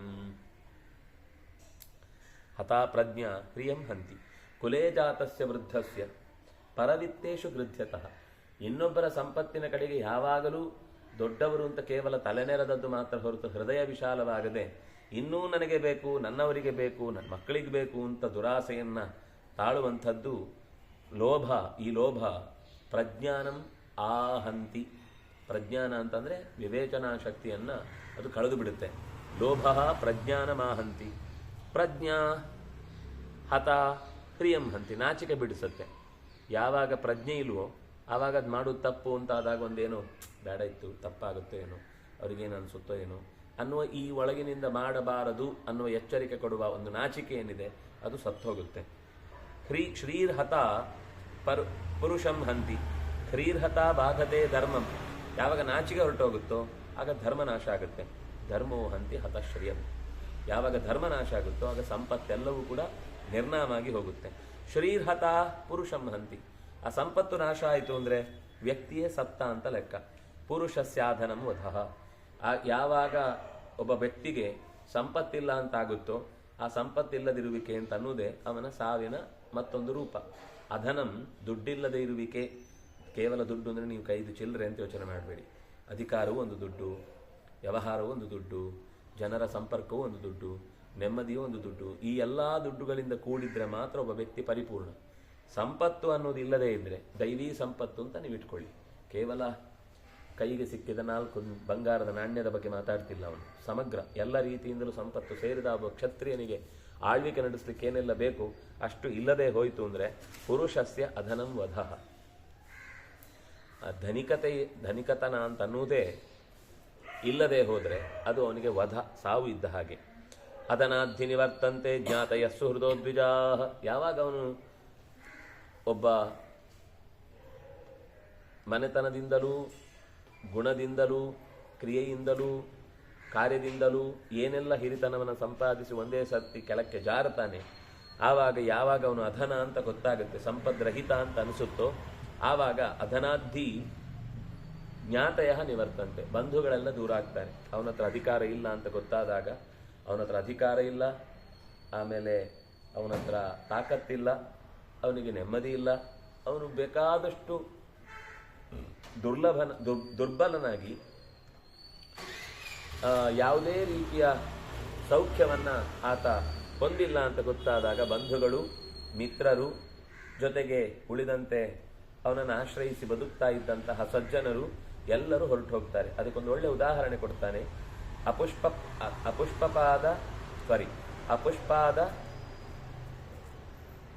ಫಲಾದ್ ವೃಕ್ಷಾತ್, ಅಪುಷ್ಪಾತ್ ಅಫಲಾದ್ ವೃಕ್ಷಾತ್, ಹೂ ಹಣ್ಣು ಬಿಡದ ಮರಗಳನ್ನು ಹೇಗೆ ಹಕ್ಕಿಗಳು ತೊರೆದು ದೂರವಾಗುತ್ತವೋ ಹಾಗೆ ಅಧಿಕಾರವಿಲ್ಲದ, ಜವಾಬ್ದಾರಿಯಿಂದ ನಿರ್ವಹಿಸಲಿಕ್ಕೆ ಬೇಕಿರುವಂತಹ ಒಂದಿಷ್ಟು ಸಂಪತ್ತು ಕಾಣದ ಮಂದಿಯ ಸುತ್ತಲಿನ ಮಂದಿ ಅವರು ದೂರವಾಗಿ ಅವನನ್ನು ಏಕಾಂತದಲ್ಲಿ ಬಿಟ್ಟು ಹೋಗ್ತಾರೆ. ಏತಚ್ಚ ಮರಣಂ ತಾತ, ಇದು ನಿಜವಾದ ಸಾವು. ಏತಚ್ಚ ಮರಣಂ, ಇದು ಸಾವೇ. ಉನ್ಮತ್ತ ಪ್ರಪತಿತಾದಿವ, ಒಂದು ರೀತಿಯಲ್ಲಿ ಉನ್ಮತ್ತನಾದವನಿಗೆ ಹೇಗೆ ಪ್ರಪಂಚದಲ್ಲಿ ಅವನಿಗೆ ಯಾರಿದ್ರೂ ಇಲ್ಲದೆ ಇದ್ದ ಹಾಗೆ, ಪತಿತ ಅತ್ಯಂತ ದೊಡ್ಡ ಕೆಟ್ಟ ಪಾಪವನ್ನು ಮಾಡಿ ಬಹಿಷ್ಕೃತನಾಗಿ ಊರಿಂದ ಆಚೆಗೆ ಬದುಕುವಂತಹ ಸ್ಥಿತಿ ಬಂದವನ ಏನು ಪರಿಸ್ಥಿತಿ ಇರುತ್ತೋ ಅದಕ್ಕಿಂತಲೂ ಒಂದು ರೀತಿ ಹೆಚ್ಚೆ. ಜ್ಞಾತಯೋ ಮಿನಿವರ್ತಂತೆ ಪ್ರೇತ ಸತ್ವಾದಿ ವಾಸವ, ಎಲ್ಲ ಯಾರೂ ಅವನ ಹತ್ತಿರಕ್ಕೆ ಬಂದು ಅವನನ್ನು ಮಾತನಾಡಿಸುವುದಿಲ್ಲ.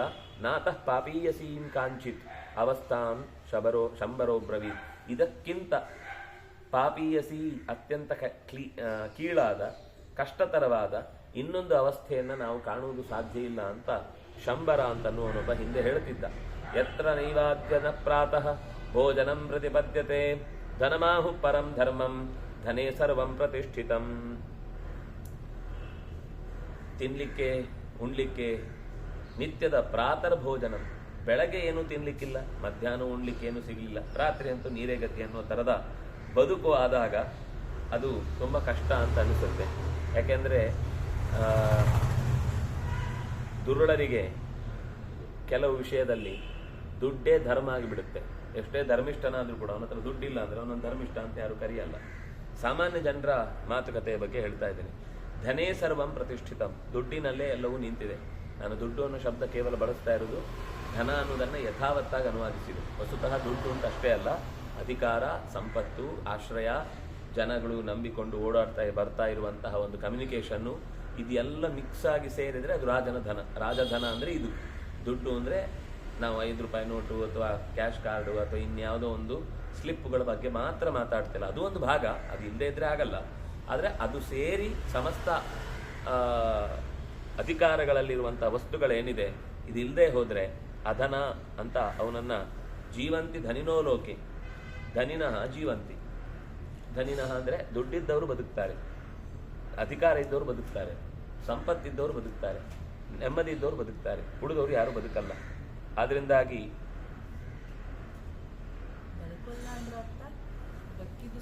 ಬದುಕಿದ್ದು ಸತ್ತ ಹಾಗೆ ಅಂತ.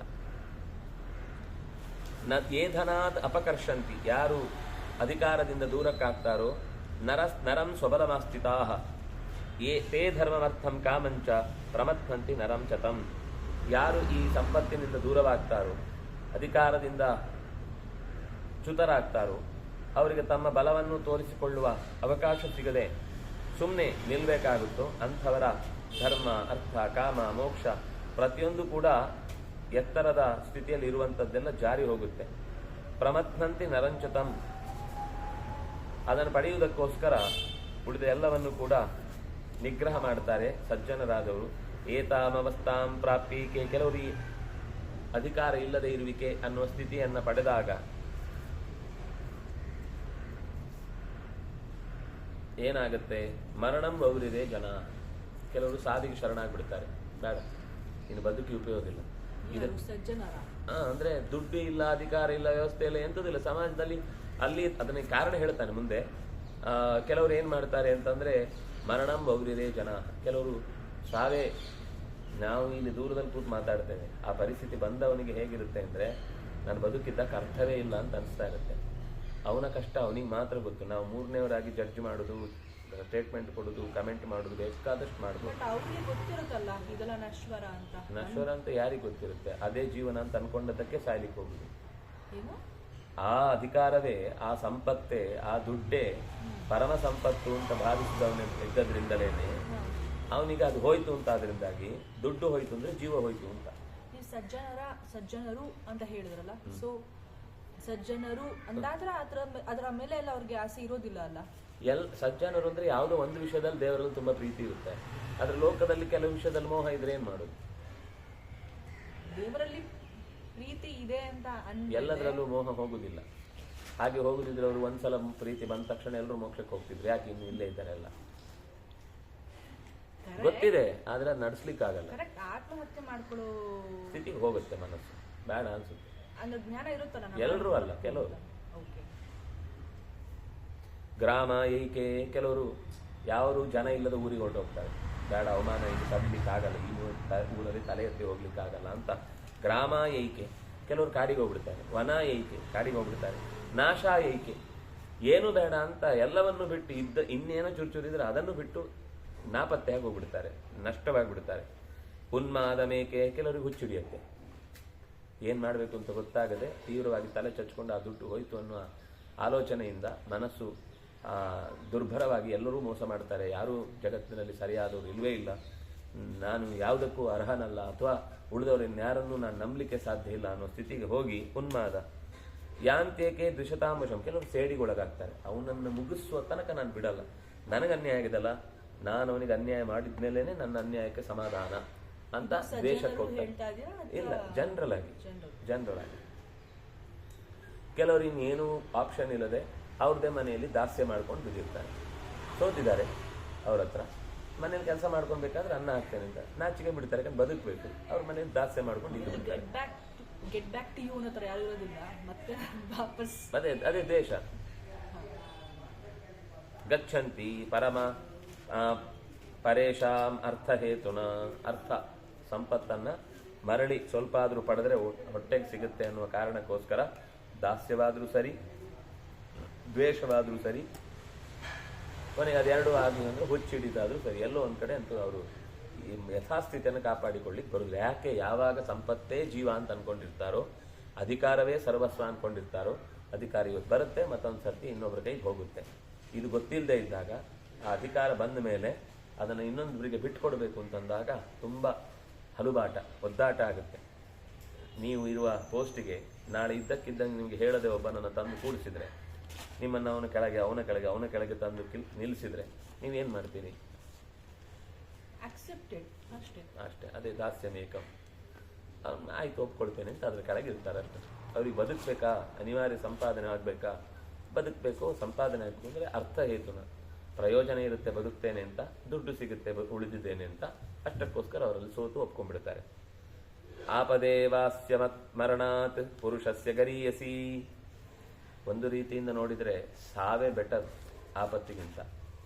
ಆಪತ್ತು ಅನ್ನೋದು ಸಾವಿಗಿಂತ ಹೆಚ್ಚು ಒದ್ದಾಡಿಸ್ಬಿಡುತ್ತೆ. ಸಾವು ಒಂದೇ ಸಲ ಬರುತ್ತೆ, ಆಪತ್ತು ಮತ್ತೆ ಮತ್ತೆ ಮರಣ ಬರೆಸ್ತಾನೆ ಇರುತ್ತೆ, ಅವಮಾನ ಮಾಡಿಸ್ತಾನೆ ಇರುತ್ತೆ. ಶ್ರೀಯೋ ವಿನಾಶಸ್ತದ್ಧಸ್ಯ ನಿಮಿತ್ತಂ ಧರ್ಮಕಾಮಯೋ, ಧರ್ಮಕಾಮನೆಗಳನ್ನೆಲ್ಲ ಪೂರೈಸಿಕೊಳ್ಳಿಕ್ಕೆ ಕಾರಣಭೂತವಾದ ಶ್ರೀ ಅದು ನಾಶವಾದಾಗ ಬದುಕಲಿಕ್ಕೆ ಆಶ್ರಯವೇ ಇಲ್ಲ ಅಂತ ಅನಿಸಿಬಿಡುತ್ತೆ. ಶ್ರೀಯೋ ವಿನಾಶಸ್ತದ್ಧಸ್ಯ. ಬಟ್ ಕೆಲವ್ರಿಗೆ ಈ ತರ ಎಲ್ಲ ಅವಮಾನ ನೋಡಿದ್ಮೇಲೆ ರಿಯಲೈಸು ಆಗ್ಬೋದಲ್ಲ. ಆಗ್ಬೋದು ಅಂತವ್ರು ಇರ್ತಾರೆ, ಅದಕ್ಕೆ ಅವ್ರು ಕಾಡಿಗೆ ಹೋಗ್ತಾರೆ ತಪಸ್ಸಿಗೆ. ಯದಸ್ಯ ಧರ್ಮ್ಯಂ ಮರಣಂ ಶಾಶ್ವತಂ ಧರ್ಮವರ್ತ್ಮವತ್ ಸಮಂತಾತ್ ಸರ್ವಭೂತಾನಾಂ ನ ತದತ್ಯೇತಿ ಕಶ್ಚನ. ಯದಸ್ಯ ಧರ್ಮ್ಯಂ ಮರಣಂ ಶಾಶ್ವತಂ ಲೋಕವರ್ತ್ಮವತ್. ಲೋಕದ ಆಚೆಗೆ ಹೋಗುವ ಶಾಶ್ವತವಾದ ದಾರಿ ಅದು ಸಾವಿನಿಂದ ಆಗುತ್ತೆ ಅಂತಂದಾಗ ಕೆಲವರು ಅದೇ ಆಯಿತು ಅಂತ ಸಮಂತಾತ್ ಸರ್ವಭೂತಾನಾಂ ನ ತದತ್ಯೇತಿ ಕಷ್ಟನ. ಅವರ ದೌರ್ಭಾಗ್ಯ ಹೇಗಿರುತ್ತೆ ಅಂತ ಕೆಲವೊಂದು ಸರ್ತಿ ಸಾವಿಗೂ ಅವ್ರ ಹತ್ರ ಆಗ್ಲಿಕ್ಕೆ ಸಾಧ್ಯ ಇಲ್ಲ, ಅಷ್ಟು ಒದ್ದಾಟ ಪಡಬೇಕಾಗುತ್ತೆ. ನ ತಥಾ ಬಾಧ್ಯತೆ ಕೃಷ್ಣ ಪ್ರಕೃತ್ಯ ನಿರ್ಧನೋ ಜನ. ಒಂದು ಅಂಶದಲ್ಲಿ ಹೇಳಬೇಕಾದ್ದೇನು ಅಂದರೆ, ಆಗಲಿಂದ ನಾನು ನಿರ್ಧನ, ಅಧಿಕಾರ ಇಲ್ಲದವರು, ಕಷ್ಟ ಅಂತ ಅಂದರೆ ನಾನು ಹೇಳ್ತಾ ಇರೋದು ಸ್ವಾಭಾವಿಕವಾಗಿ ಮೊದಲಿನಿಂದಲೇ ಯಾರು ನಿರ್ಧನರು, ಸ್ವಾಭಾವಿಕವಾಗಿ ಮೊದಲಿಂದ ಯಾರು ಅಧಿಕಾರ ಇಲ್ವೋ ಅವರಿಗೆ ಈ ವೇದನೆ ಇಲ್ಲ. ಅವ್ರು ಅದರಲ್ಲೇ ಅಡ್ಜಸ್ಟ್ ಆಗಿ ಅಲ್ಲೇ ಅವತ್ತು ಸಿಕ್ಕಿದ್ದು ಬಿಟ್ಟಲ್ಲೇ ಅವರಿಗೆ ಪಂಚಾಮೃತ ಪಂಚಭಕ್ಷ್ಯ ಅಂದ್ಕೊಂಡು ಅದನ್ನು ಸ್ವೀಕಾರ ಮಾಡ್ತಿರ್ತಾರೆ. ಯಾರಿಗೆ ನಿಜವಾಗಿ ದಿನ ಪಂಚಭಕ್ಷ್ಯ ಸಿಗ್ತಾ ಇತ್ತೋ ಅವರಿಗೆ ನಾಳೆಯಿಂದ ಕಟ್ ಏನೂ ಇಲ್ಲ, ನಾಳೆಯಿಂದ ಬರೀ ಅನ್ನಗಂಜಿ ಅಂತ ಅಷ್ಟೇ ಹೇಳಿದರೆ ಆವಾಗ ವ್ಯಥೆ ಶುರುವಾಗುತ್ತೆ. ಅಲ್ಲಿ ತನಕ ಆ ಗಂಜಿಯೇ ಪರಮಾರ್ಥ ಅಂದ್ಕೊಂಡು ಊಟ ಮಾಡ್ತಿರ್ತಾರೆ. ದುಃಖ ಅನ್ನೋದು ಅದು ಸಾಪೇಕ್ಷ. ಎಲ್ಲರಿಗೂ ಒಂದೇ ಥರ ದುಃಖ ಆಗುದಿಲ್ಲ. ಇವರು ಗಂಜಿ ತಿಂದರೂ ಸುಖವಾಗಿರ್ಬೋದು, ನೀವು ಪಂಚಭಕ್ಷ ಪರಮಾನ್ನ ತಿಂದರೂ ದುಃಖ ಅನುಭವಿಸ್ಬೋದು. ದುಃಖ ಅಂದರೆ ನಾನು ಹೊಟ್ಟೆ ಕೆಟ್ಟಲ್ಲ, ತಿನ್ನೋದ್ರಲ್ಲಿ ಸಮಾಧಾನ ಇಲ್ಲ. ಏನು ಅದೇ 5 ದಿವಸದಿಂದ ಅದೇ ಪಂಚಭಕ್ಷ ಮಾಡ್ತಿದ್ದಾರೆ, ನೀವು ಬೇಜಾರು ಮಾಡ್ಕೊಂಡಿರ್ತೀರಿ. ಇವರಿಗೆ ಗಂಜಿ ಎಷ್ಟು ಚೆನ್ನಾಗಿದೆ, ಒಂಥ ಒಳ್ಳೆ ಫುಡ್ಡು, ಆರೋಗ್ಯಕ್ಕೂ ಒಳ್ಳೆಯದು, ಮನಸ್ಸಿಗೂ ಒಳ್ಳೆಯದು, ಅದಕ್ಕೆ ಅದನ್ನು ತಿನ್ನುವ ರುಚಿಯೂ ಅತ್ಯಂತ ಖುಷಿ ಕೊಡುವಂಥದ್ದು ಅಂತ ಅವ್ರ ಮನಸ್ಸಲ್ಲಿದ್ದರೆ ಅವಾಗ ಅದರಿಂದನೇ ಅವ್ರು ಖುಷಿ ಪಡ್ತಾರೆ. ನನಗೆ ಖುಷಿ ನೀವು ಅಂದ್ಕೊಂಡಿದ್ದೇನು ತಿನ್ನುವ ಪದಾರ್ಥದಲ್ಲಿದೆ ಅಂತ. ಆದರೆ ಗಂಜಿಯನ್ನು ಇಷ್ಟಪಡೋನಿಗೆ ಗಂಜಿಯಲ್ಲಿ ಇವನಿಗಿಂತ 100 ಪಟ್ಟು ಸುಖ ಸಿಕ್ತು. ಆದರೆ ಇವನಿಗೆ ಅದರ ಬಗ್ಗೆನೇ ಒಂದು ತಾತ್ಸಾರ ಭಾವ ಇತ್ತಂದ್ರೆ, ಈ ಗಂಜಿ ಉಂಡವನಿಗಿಂತ ನೋಡ್ಲಿಕ್ಕೆ ಲೋಕದಲ್ಲಿ ಜನರಿಗೆ ಹೆಂಗೆ ಕಾಣುತ್ತೆ, ಅವರಿಗೇನು ದಿನಾ ಪಂಚಭಕ್ಷ ಪರವನಿದೆ, ಅವ್ರಿಗೆ ದೊಡ್ಡ ರೋಲ್ಸ್ ರಾಯ್ ಕಾರಲ್ಲಿ ಹೋಗ್ತಾರೆ, ದಪ್ಪ ಹಾಸಿಗೆ ಇದೆ, ಇನ್ನೊಂದಿದೆ ಮತ್ತೊಂದಿದೆ ಅಂತ ಅನಿಸ್ತಿರುತ್ತೆ. ಆದರೆ ಅವರು ಅದರೊಳಗೆ ಕೂತು ಅಲ್ಲೂ ಕೂಡ ಒಂದು ಕ್ಷಣ ನಿದ್ದೆ ಮಾಡಲಿಕ್ಕಾಗದೆ ಒಳಗಿನಿಂದ ವ್ಯಥೆ ಪಡ್ತಾ ಇರುವ ಸ್ಥಿತಿಯನ್ನು ನೋಡಿದಾಗ ಹೊರಗಿನಿಂದ ಯಾರ ಸುಖ ದುಃಖಗಳನ್ನು ಕೂಡ ನಾವು ಅಳಿಲಿಕ್ಕಾಗುವುದಿಲ್ಲ ಅಂತ ಹೇಳ್ತಾನೆ. ಅದಕ್ಕೋಸ್ಕರ ನತತಾ ಬಾಧ್ಯತೆ ಕೃಷ್ಣ ಪ್ರಕೃತ್ಯ ನಿರ್ಧನೋದನಃ ಯಥಾ ಭದ್ರಾಂ ಶ್ರಿಯಂ ಪ್ರಾಪ್ಯ ತಯಾಹೀನ ಸುಮೇಧಿತೈ. ಮೊದಲೊಂದು ಸರ್ತಿ ಚೆನ್ನಾಗಿ ಎತ್ತರದ ಸ್ಥಾನಮಾನವನ್ನೆಲ್ಲ ಹೊಂದಿ ಅದರಿಂದ ಚ್ಯುತರಾಗಿ ಆಮೇಲೆ ಸಾಮಾನ್ಯ ಬದುಕನ್ನು ನಡೆಸುವ ಸ್ಥಿತಿ ಬಂದಾಗ ಈ ಹೀನತರವಾದ ಬದುಕು ತುಂಬ ಕಷ್ಟತರ ಅನಿಸುತ್ತೆ. ಚೆನ್ನಾಗಿ ಪಲ್ಲಕ್ಕಿಯಲ್ಲೋ ಅಂಬಾರಿಯಲ್ಲೋ ಹೋಗಿ ಅಭ್ಯಾಸ ಆದವನಿಗೆ ಆಮೇಲೆ ಲಾಸ್ಟ್ KSRTC ಲಾಸ್ಟ್ ಸೀಟ್ ಸಿಕ್ಕಿಬಿಟ್ರೆ ಅವನ ಜೀವನದಲ್ಲಿ ಇನ್ನೊಂದು ಸರ್ತಿ ಯಾವ ಊರಿಗೂ ಹೋಗೋದು ಬೇಡ ಅಂತ ನಿರ್ಧಾರ ಮಾಡಿಬಿಡ್ತಾನೆ. ಆಗಲ್ಲ. ಇಲ್ಲಿ ಅಭ್ಯಾಸ ಆಗಿರುತ್ತೆ, ಯಾವಾಗಲೂ ಮಲಗಿ AC ಕಂಪಾರ್ಟ್ಮೆಂಟಲ್ಲಿ ಹೋಗಿ ಹೋಗಿ ಹೋಗಿ ಹೋಗಿ ಟ್ರೈನಲ್ಲಿ ಹೋಗಿ ಅಭ್ಯಾಸ ಆದವರಿಗೆ ಆಮೇಲೆ ಬಸ್ಸಲ್ಲಿ ಹೋಗ್ಲಿಕ್ಕೆ ಭಾರಿ ಕಷ್ಟ ಆಗುತ್ತೆ. ಅದು ಬಸ್ಸಿನ ನಡೆಯೇ ಬೇರೆ, ಇದು ಟ್ರೈನ್ನ ನಡೆಯೇ ಬೇರೆ. ಟ್ರೈನಲ್ಲಿ ಒಂಥರ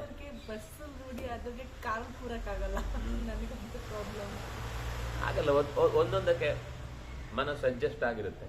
ನಾವೇನು ಅನ್ಕೋತೀವಿ, ಕಾರ್ ಕರೆಕ್ಟು ಅಂತೀವಿ. ಕಾರ್ ಇದ್ದವರು, ಬಸ್ ಇದ್ದರು ಕಾರ್ ಯಾಕೆ ಬೇಕು, ಬಸ್ಸಲ್ಲಿ ಆರಾಮಾಗಿ ನಾವು ಡ್ರೈವ್ ಮಾಡಬೇಕಾಗಲ್ಲ, ಮಲ್ಕೊಂಡ್ಬಿಟ್ರೆ ಬೆಳಿಗ್ಗೆ ಎದ್ದೇಳುತ್ತೆ ಅಂತ. ಇನ್ನು ಅಯ್ಯೋ ಅದರಲ್ಲಿ ಎತ್ತಾಕಿದ್ರೆ ನಾವು ಫ್ಲೈಟಲ್ಲಿ ಹೋದಂಗಿರುತ್ತೆ, ಎತ್ತಾಕಿ ನೆಲದಲ್ಲೇ ಇರಲ್ಲ, ಟ್ರೈನ್ ಆದರೆ ಬೆಟರು ಅಂತ. ಟ್ರೈನು ಇದು ಬರುವ ಲೇಟು ಅಥವಾ ಅಲ್ಲಿರುವ ಅವ್ಯವಸ್ಥೆ ಅಥವಾ ಇನ್ನೇನು ಅವರಿಗೆ ಇಷ್ಟ ಆಗದೆ ಇದ್ದದಲ್ಲಿ ನಡೆಯುತ್ತೆ ಅಂದಾಗ ಅವ್ರಿಗೆ ಬಸ್ ಇಷ್ಟ ಅಂತ. ನೀವು ಯಾರನ್ನು ಬಸ್ ಸರಿ ಕಾರ್ ತಪ್ಪು ಅಥವಾ ಕಾರು ಸರಿ ಟ್ರೈನ್ ತಪ್ಪು ಅಥವಾ ಟ್ರೈನ್ ತಪ್ಪು ಕಾರು ಸರಿ ಅಂತ ನೀವು ಯಾರ ಹತ್ರನೂ ವಾದ ಮಾಡಲಿಕ್ಕಾಗಲ್ಲ. ಅವ್ರಿಗೆ ಯಾವ ರೀತಿ ಅಭ್ಯಾಸ ಆಗಿರುತ್ತೆ ಮನಸ್ಸಿಗೆ, ಅದರಿಂದ ಅವ್ರಿಗೆ ಸುಖ ಸಿಗುತ್ತೆ.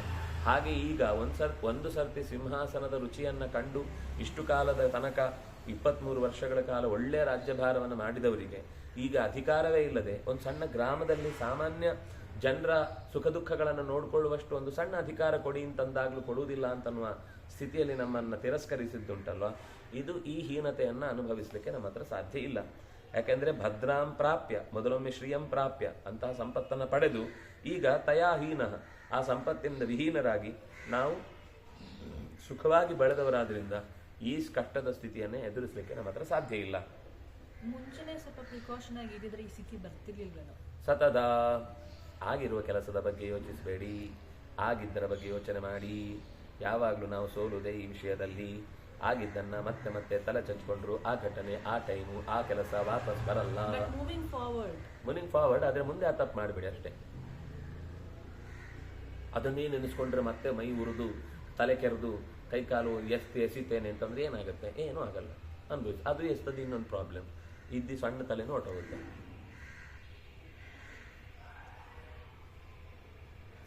ತಸ್ಮಾದ ಪರಿಹಾರ್ಯರ್ಥೇ ನತ್ವಂ ಶೋಚಿತುಮರ್ಹಸಿ. ಅಪರಿಹಾರ್ಯವಾದ ಪದಾರ್ಥಗಳಲ್ಲಿ, ಘಟನೆಗಳಲ್ಲಿ, ಕಾಲದಲ್ಲಿ, ವ್ಯಕ್ತಿಗಳಲ್ಲಿ, ವಸ್ತುಗಳಲ್ಲಿ ನಾವು ಬದಲಾಯಿಸ್ತೇವೆ ಅಂತ ಅನ್ನೋದು ಮಹಾ ದಡ್ಡತನ. ನಮಗೆ ಕೋಪ ಉಂಟು, ನಾನು ಇನ್ಯಾವತ್ತೂ ಕೂಡ ಬೆಂಕಿ ಮೇಲ್ ಹರಿಯದ ಹಾಗೆ ಮಾಡ್ತೇನೆ ಅಂತ ಅದನ್ನು ಕೆಳಮುಖವಾಗಿ ಇಟ್ಟು ಅದನ್ನು ಗ್ಯಾಸ್ ಹಿಡಿದು ಉಲ್ಟ ಕೀಗೆ ಹಿಡಿತೇನೆ ಅಂದರೂ ಸುಡುದೇ. ಅದು ಅಲ್ಲಿ ತನಕ ಹೋಗುತ್ತೆ, ಮತ್ತೆ ಮೇಲಕ್ಕೆ ಉರಿಯುತ್ತೆ. ಬಟ್ ನಮ್ದು ಬುದ್ಧಿ ಸ್ವಲ್ಪ ಚುರುಕಾಗಿದ್ರೆ ಆ ಟೈಮಲ್ಲಿ ನಾವು ಇರೋದನ್ನ ಮಾತಾಡಿ. ಈಗ ಅದನ್ನೇ ಹೇಳ್ತಿದ್ದೀರಲ್ಲ, ನಾ ಏನು ಹೇಳಿದೆ, ಆಗಿ ಹೋಗಿದೆ, ಈಗೇನು ವಿವೇಚನೆ ಮಾಡ್ತಿದ್ದೀವಿ? ಲೈಕ್ ಇದೇ ತರ ಮಿಸ್ಟೇಕ್ ಫ್ಯೂಚರ್ ಮಾಡಲಿಲ್ಲ. ಅದಕ್ಕೇನೆ ಈಗ ಇಷ್ಟು ನಿರ್ಧಾರ ಹೇಳ್ತಾ ಇರೋದು. ಈಗ ಸಂಪತ್ತನ್ನು ಬಿಟ್ಟು ರಾಜನಾಗಿ ಅಧಿಕಾರದಲ್ಲಿ ಇಲ್ಲದೆ ಬದುಕಲಿಕ್ಕೆ ಸಾಧ್ಯ ಇಲ್ಲ. ನಾವು ಏನಾದ್ರೂ ಸರಿ ಯುದ್ಧ ಮಾಡಲೇಬೇಕು. ಇನ್ ಕೇಸ್ ಆ ಟೈಮಲ್ಲೇ ಸ್ವಲ್ಪ ಪ್ರಿಕಾಷನ್ ಆಗಿ ಮಾತಾಡಿದ್ರೆ, ಆಗಿದ್ರೆ, ಹೋದ್ರೆ, ಬಿದ್ರೆ, ಗೆದ್ರೆ, ನೋಡಿದ್ರೆ, ರೇ ಅನ್ನೋದು ಯಾವತ್ತೂ ಕೂಡ ರೇನೆ, ಅದು ಕೊನೆವರೆಗೂ. ರೀ ಅಂತ ಹೆಸರು ಹೇಳ್ಬೇಕ್ರಿ ನಿಮ್ಗೆ. ಆ ಘಟನೆ ಆಗಬಾರದು ಅಷ್ಟೇ. ನಾನು ಹೇಳ್ತದ್ದು ಇನ್ ಕೇಸ್ ನೀವೇನೇ ಹೇಳಿ ಇನ್ ಕೇಸ್ ಆದ್ರೂ ಚೇಂಜ್ ಆಗುತ್ತಾ? Let me complete my question. In case ಅವ್ರ ಹತ್ರ ಮಾತಾಡಿದ್ರೆ ಆ ಟೈಮಲ್ಲಿ ಅವ್ರೇನ್ ಹೇಳ್ಕೊಂಡ್ ಬಂದ್ರು ಇವ್ರ ಮೇಲೆ, ಯಾರ ಮೇಲೆ? ಐ ಮೀನ್ ಪಾಂಡವರ ಮೇಲೆ. ಅವ್ರ ದೊಡ್ಡಪ್ಪ ಹೇಳಿದ ಮಾತನ್ನ ನಾನ್ ನಡೆಸಲ್ಲ, ನಾನ್ ಯಾಕೆ ನಡೆಸ್ಲಿ, ನಾನೇನಕ್ ಕಾಡ್ಗೆ ಹೋಗ್ಲಿ ಅಂತ ಅವ್ರ ಹಠ ಮಾಡಿದ್ರೆ ಏನಾಗ್ತಿತ್ತು? ದೊಡ್ಡವ್ರ ಮಾತು ಮೀರಿದ್ರು ಅಂತ ಆಗ್ತಿತ್ತು. ಅವಾಗ್ಲೂ ಕೆಟ್ಟ ಹೆಸರು. ಯಾಕೆ? ದೊಡ್ಡವ್ರ ಮಾತು ಮೀರಿದ್ರು ಅಂತ. ಹೌದು, ಅದಕ್ಕೆ ಹೇಳಿದ, ಅದಕ್ಕೆ ಮೀರಬಾರ್ದು ಅಂತ ಹೋಗಿದ್ದು. ಅವ್ರವ್ರ ಸೇಫ್ಟಿ ನೋಡ್ಕೊಳ್ಳೋದು ತಪ್ಪ ಇವಾಗ? ಸೇಫ್ಟಿ ನೋಡುದಲ್ಲ, ಪಕ್ಷ ಹೇಳಿದ್ದನ್ನ ನಡೆಸ್ಬೇಕಲ್ವಾ? ನೀ ಹೇಳಿದ್ ನಡೆಸಿದಕ್ಕೆ ಮುಂದಿನ ಜನ ಯಾರು ಹೋಗ್ತಾರೆ? ಈಗ ನಿಮ್ಗೆ ಒಂದು ಯಾರಿಗೋ ನೀವು ಮಾತು ಕೊಟ್ಟಿದ್ದೀರಿ ಅಂತ ಇಟ್ಕೊಳ್ಳಿ, ನೀವು ಅವರನ್ನ ಮನೆ ಕರ್ಕೊಂಡ್ ಬರ್ತೇನೆ ಅಂತ. ನೀವ್ ಎಲ್ಲೋ ಒಂದು ಆಫೀಸಲ್ಲಿ ಇವತ್ತು ಮೀಟಿಂಗ್ ಹೋಗ್ಬೇಕಿತ್ತು, ನೀವು ಅವ್ರಿಗೆ ಮಾತು ಕೊಟ್ಟಿದ್ದೀರಿ, ನಿಮ್ಗೆ ತುಂಬಾ ಆ ವಿಷಯದಲ್ಲಿ ಅವರಿಗೆ ನಿಶ್ಚಯವಾಗಿ ಬರ್ತೇನೆ ಅಂತ ಹೇಳಿರ್ತೀರಿ. ನೀವು ನಿಶ್ಚಯವಾಗಿ ಬರ್ತೇನೆ ಅಂತ ಹೇಳಿದವರಿಗೆ ಇಲ್ಲಿಗೆ ಬರ್ತಿರೋ, ಅಥವಾ ಏನಾದ್ರೂ ಹಾಳಾಗೋಗ್ಲಿ ನಾನು ಮೀಟಿಂಗ್ ಮಾಡ್ಲೇಬೇಕು ಅಂತ ಅಲ್ಲಿಗೆ ಹೋಗ್ತಿರೋ? ಬೇರೆ ವ್ಯವಸ್ಥೆ ಇಲ್ಲ, ಬೇರೆ ವ್ಯವಸ್ಥೆ. ಮೀಟಿಂಗ್ ಹೋಗದೆ ಹೋದ್ರೆ ಒಂದು ಕಂಪ್ನಿ ಮುಳುಗೋಗುತ್ತೆ, 1000 ಜನ ಕೆಲಸ ಹೋಗುತ್ತೆ ಅಂತ ಅದನ್ನ ಯೋಚನೆ ಮಾಡ್ತೀನಾ? ಈ ಒಬ್ಬ ವ್ಯಕ್ತಿ ಬಗ್ಗೆ ಯೋಚನೆ ಮಾಡ್ತೀನಾ? ನಾನು 1000 ಜನದ ಬದುಕೆ ಇಂಪಾರ್ಟೆಂಟ್. ಇವರನ್ನ ನೀವು ಉಳಿಸಿದ್ರೆ ಇದರಲ್ಲಿ 1000 ಜನ ಹೋಗ್ತಿದ್ರು ಅಂತ ಇಟ್ಕೊಳ್ಳಿ, ಹಾಗೇನ್ ಮಾಡ್ತಿದ್ವಿ? ಹೇಳಿದ್ರೆ ಹಂಗಿಂಗೆ ಅಲ್ಲ ರೀ, ಅದು ಕೆಲವೆಲ್ಲ ಸಿಚುವೇಶನ್ ಹಾಗಿರುತ್ತೆ. ನಾವು ಮೇಲ್ನೋಟದಲ್ಲಿ ನೋಡದಷ್ಟೇ. ಈಗ ನಮ್ಗೆ ವೇದವ್ಯಾಸರು ಕೊಟ್ಟ ಸಿಚುವೇಶನ್ ಮಾತ್ರ ಗೊತ್ತಿದೆ. ಅದು ಅಷ್ಟು ನಿರ್ಧಾರ ಅಲ್ಲಿ ಬರಬೇಕು ಅಂದ್ರೆ ಇನ್ನೆಷ್ಟು ಒತ್ತಡಗಳಿರಬಹುದು ಯೋಚನೆ ಮಾಡಿ. ಒಬ್ಬ ವ್ಯಕ್ತಿ, ನೀವು ಹಾಗಾದ್ರೆ ಆ ಪಾತ್ರಗಳಿಗಿಂತ ಬುದ್ಧಿವಂತರೋ ನಾವು? ನಮ್ಮ ಜೀವನದಲ್ಲಿ ಯಾವ ಸಮಸ್ಯೆಗಳು ಬಂದಿಲ್ವಾ? ನಮ್ಗೆ ನಮ್ಮ ಮನೆಯಲ್ಲೇ ಇರುವ ಸಮಸ್ಯೆ ನಮಗೆ ನೀಗ್ಲಿಕ್ಕೆ ಆಗ್ತಾ ಇದೆಯಾ? ಆಗಲ್ಲ. ಅಂದ್ರೆ ನಾವು ಹಾಗಾದ್ರೆ ಅವರಿಗಿಂತ ಮೀರಿದವರಾದ್ರೆ ನಮ್ಗೆ ಯಾವ್ದು ಸಮಸ್ಯೆ ಬರಬಾರ್ದಿತ್ತಲ್ಲ? ಮಾಡೋ ಪ್ರಯತ್ನ ಅಷ್ಟೇ, ಅವರು ಪ್ರಯತ್ನ ಮಾಡಿನೇ ಆಗುದಿಲ್ಲ ಅಂದಾಗ ಅಷ್ಟನ್ನು ಒಪ್ಕೊಂಡಿದ್ದು ಅಷ್ಟೇ. ಏನ್ ಬುದ್ಧಿ ಇರ್ಲಿಲ್ವಾ, ಬಲ ಇರ್ಲಿಲ್ವಾ? ಅದಕ್ಕಿಂತ ಹೆಚ್ಚಾಗಿ ದೇವರ ಅನುಗ್ರಹ ಇರ್ಲಿಲ್ವಾ? ಬುದ್ಧಿ ಬಲ ಇದೆ ಅನ್ನೋದು ಮಾತ್ರಕ್ಕೆ ಎಲ್ಲ ಕಡೆ ಉಪಯೋಗಿಸ್ಬೇಕು ಅಂತಲ್ಲ ನಿಯಮ. ಅದನ್ನ ಕಾಲಕ್ಕೆ ಬಂದಾಗ ಉಪಯೋಗಿಸ್ಬೇಕು. ಸುಮ್ನೆ ಎಲ್ಲಾ ಕಡೆ ನಂಗೆ ತಾಕತ್ತಿದೆ ಅಂತ ಬಂದು ಗುದ್ದುದಾ, ಬೈಯುದಾ, ಮಾತಾಡಿ ಅವರನ್ನ ಸೋಲ್ಸುದಾ? ಹೌದು, ಬೇಕಾದ ಕಡೆ ಉಪಯೋಗಿಸ್ಬೇಕಂದ್ರೆ ಮಾತು ಕೊಟ್ಟಿದ್ದಾರೆ ಅಂತ ಉಳಿಸ್ಬೇಕಲ್ಲ. ಕೃಷ್ಣ ಒಂದು ವೇಳೆ ಹೀಗಾಗಿದ್ರೆ ಕೃಷ್ಣ ವಾಪಸ್ ಬಂದ್ಮೇಲೆ ಬೈಬೇಕಿತ್ತಲ್ಲ. ಏನ್ ಬೈ ನಾನ್ ಇರದೇ ಇದ್ದಾಗ ಯಾಕೆ ಮಾಡಿದ್ರಿ ಅಂತ ಅಷ್ಟೇ. ಏನು ಮಾಡಬಾರ್ದಿತ್ತು ಅಂತ ಹೇಳಿಲ್ಲ. ಅವಳಿಗಾದ ಅವಮಾನ ತಪ್ಪು ಅಂತ ಹೇಳಿದ ಬಿಟ್ರೆ ಅಲ್ಲಿಗೆ ಆಡ್ಲಿಕ್ಕೆ ಹೋದ ತಪ್ಪು ಅಂತ ಹೇಳಿಲ್ಲ ಕೃಷ್ಣ. ನಾನೊಂದು ಇಲ್ದೇ ಇದ್ರೆ ನೀವೇನೆಲ್ಲ ಮಾಡ್ಕೋತೀರಿ ಅಂತ ಒಂದು ಸುಮ್ಮನೆ ತನ್ನ ಆಬ್ಸೆನ್ಸ್ ಅನ್ನ ಎಚ್ಚರಿಸ್ಲಿಕ್ಕೋಸ್ಕರ ಹೇಳದಷ್ಟೇ. ನಾನು ಇಲ್ದೇ ಇದ್ದಾಗ ಏನು ಮಾಡಬೇಡಿ ಅಂತ ಅಷ್ಟೇ.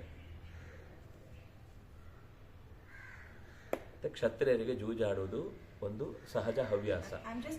ನಮ್ಮ ದೇಶನ ಬ್ರಿಟಿಷ್ ಆಳಿದ್ರಲ್ಲ, ಅದನ್ನ ಯೋಚನೆ ಮಾಡ್ತಿದ್ದೀನಿ, ಇದೇ ಮೈಂಡ್ ಸೆಟ್ ಇಟ್ಕೊಂಡೆ ಹಿಂಗಾಯ್ತಾ ಅಂತ. ನೀವು ಮೋಸ ಹೋಗೋರು ಅಂತ ಆದ ತಕ್ಷಣ ನಾನು ಮೋಸ ಮಾಡೋದು ಸರಿನಾ?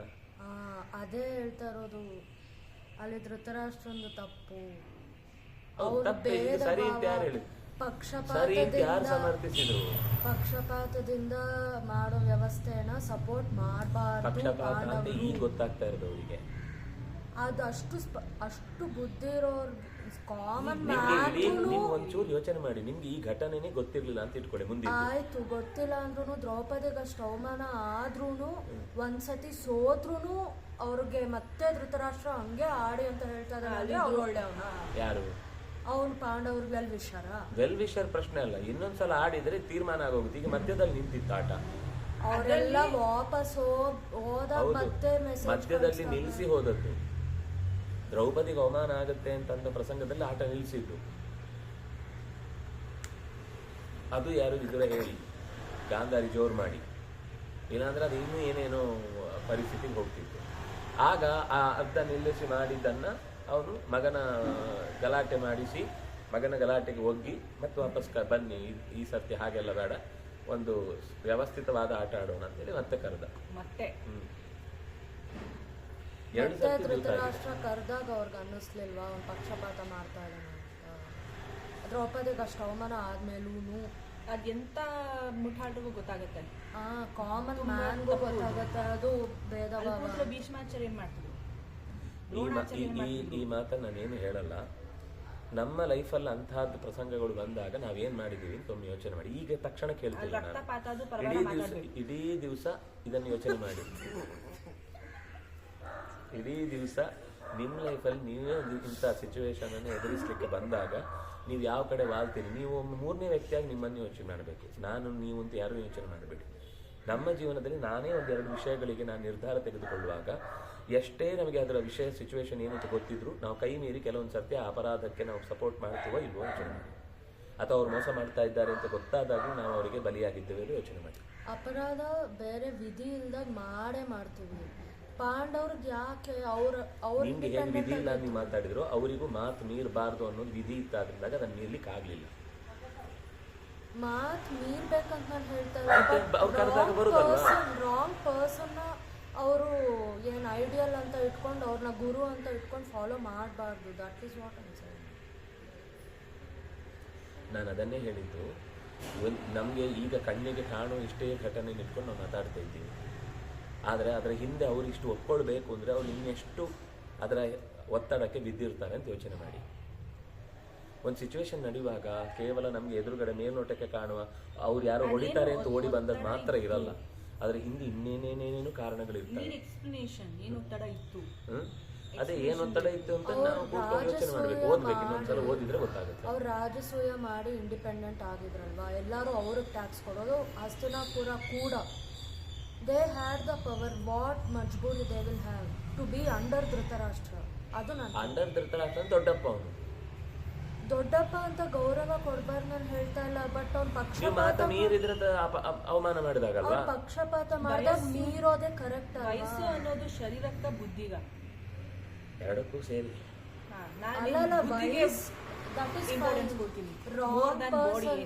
It was not about age, it was about their Dhritarashtra is not their well-wisher. ಅವನ ಮಕ್ಕಳಿಗೆ ಅವ್ನು ಪಕ್ಷಪಾತ ಮಾಡ್ತಾ ಇದ್ದಾನೆ. ಈಗ ದುರ್ಯೋಧನ ಆ ಪ್ಲೇಸಲ್ಲಿ ಇದ್ದಿದ್ರೆ ಧೃತರಾಷ್ಟ್ರ ಕಾಡು ಕಳ್ಸಕ್ಕೆ ಒಪ್ಕೋತಾ ಇದ್ದ. ಅದೇ ಅದೇ ಈಗ ಅರ್ಥ ಆಗ್ತಿದೆ ಅವರಿಗೆ. ಯಾರಿಗೆ? ಪಾಂಡವರು ಈಗ ಅದನ್ನೇ ಹೇಳಿದ್ರು. ಭೀಮಸೇನ ದೇವರಿಗೆ ಏನು ಗೊತ್ತಿರಲಿಲ್ಲ. ಭೀಮಸೇನ ಅಲ್ಲೇ ಹೇಳ್ತಾನೆ, ಈಗಲೇ ಮುಗಿಸ್ತೇನೆ ಎಲ್ಲರನ್ನು ಅಂತ. ಇವನ್ ಸಮಾಧಾನ ಇರು ಅಂತ ಹೇಳಿದಾಗ ಸುಮ್ಮನಿರ್ತಾನಂತೆ. ಅಕಸ್ಮಾತ್ ದುರ್ಯೋಧನ ಸೋತಿದ್ರೆ ದುರ್ಯೋಧನ ಕಾಡಿಗೆ ಹೋಗ್ಬೇಕು ಪನಿಷ್ಮೆಂಟ್ ಆಗಿ 13 years ಅದೇನಿದ್ರು ಅಂತ ಧೃತರಾಷ್ಟ್ರ ಕಳಿಸ್ತಿದ್ನ. ಅದು ಯಾಗಿದ್ರೆ ನಮ್ಗೆ ಗೊತ್ತಿಲ್ಲ. ಈಗ ಖಂಡಿತ ಕಳಿಸ್ತಾ ಇರ್ಲಿಲ್ಲ. ಇವಾಗ ಹಂಗ್ ನೋಡಿದ್ರೆ ಧರ್ಮ ಪ್ರಕಾರ ಅವ್ನ್ ರಾಜ ಕೊಡ್ಬೇಕು. ಅವ್ರು 13 years ಮುಗಿಸ್ಕೊಂಡ್ ಬಂದಾಗ ಧರ್ಮ ಪ್ರಕಾರ ಮಾಡಿದ್ರು ಕೊಡಕ್ ರೆಡಿ ಇಲ್ಲ. ಅದೇ ದುಷ್ಟತನ ಅಂದ್ರೆ. ದುರ್ಯೋಧನನು ಬಿಡ್ತಾ ಇರ್ಲಿಲ್ಲ ಕಾಡಿಗೆ ಹೋಗ್ಲಿಕ್ಕೆ. ಅವನ್ ಮಕ್ಕಳ ಪಕ್ಷನೇ ತಗೊಳ್ಳೋದು. ಅದಪ್ಪ ಅದೇ ದುಷ್ಟತನ ಅಂತ ಹೇಳಿದ್ದು. ಈಗ ದುರ್ಯೋಧನನದ್ದು ದುಷ್ಟನ ಯಾಕೆ ನಾವು ಫಾಲೋ ಮಾಡ್ಬೇಕು ಹೇಳಿದಲ್ಲ. ದುಷ್ಟತನ ಗೊತ್ತಾಗಿದೆ ಈಗ ಅಲ್ವಾ. 13 ವರ್ಷ ಆದ್ಮೇಲೂ ಕೂಡ ಅದನ್ನ ಹಾಗೆ ಮುಂದುವರಿಲಿಕ್ಕೆ ಹೇಳಿದ್ದು. 13 ವರ್ಷ ನೀವು ಫಾಲೋ ಮಾಡಿಲ್ಲ ಅಂತ ವಾದ. ಹೌದು, ದುರ್ಯೋಧನಂದು. ನೀವು 13 ವರ್ಷ ಪೂರ್ತಿ ಕಂಪ್ಲೀಟ್ ಮಾಡಿಲ್ಲ, ನಾನೇ ಕೊಡ್ಲಿ. ಧೃತರಾಷ್ಟ್ರ ಕೂಡ ಅದನ್ನೇ ಒಪ್ಕೊಂಡಿದ್ನ. ಮಗ ಹೇಳಿದ್ಮೇಲೆ ಅಪ್ಪ ಹಂಗೆ ಹೇಳ್ಬೇಕು. ಅವನು ಒಳ್ಳೆಯವನು ಅಂತ ಧೃತರಾಷ್ಟ್ರ ಒಳ್ಳೆಯವನು, ಮಗನ ವಶ. ಕೆಲವರು ತುಂಬಾ ಒಳ್ಳೆಯವರು ಇರ್ತಾರೆ.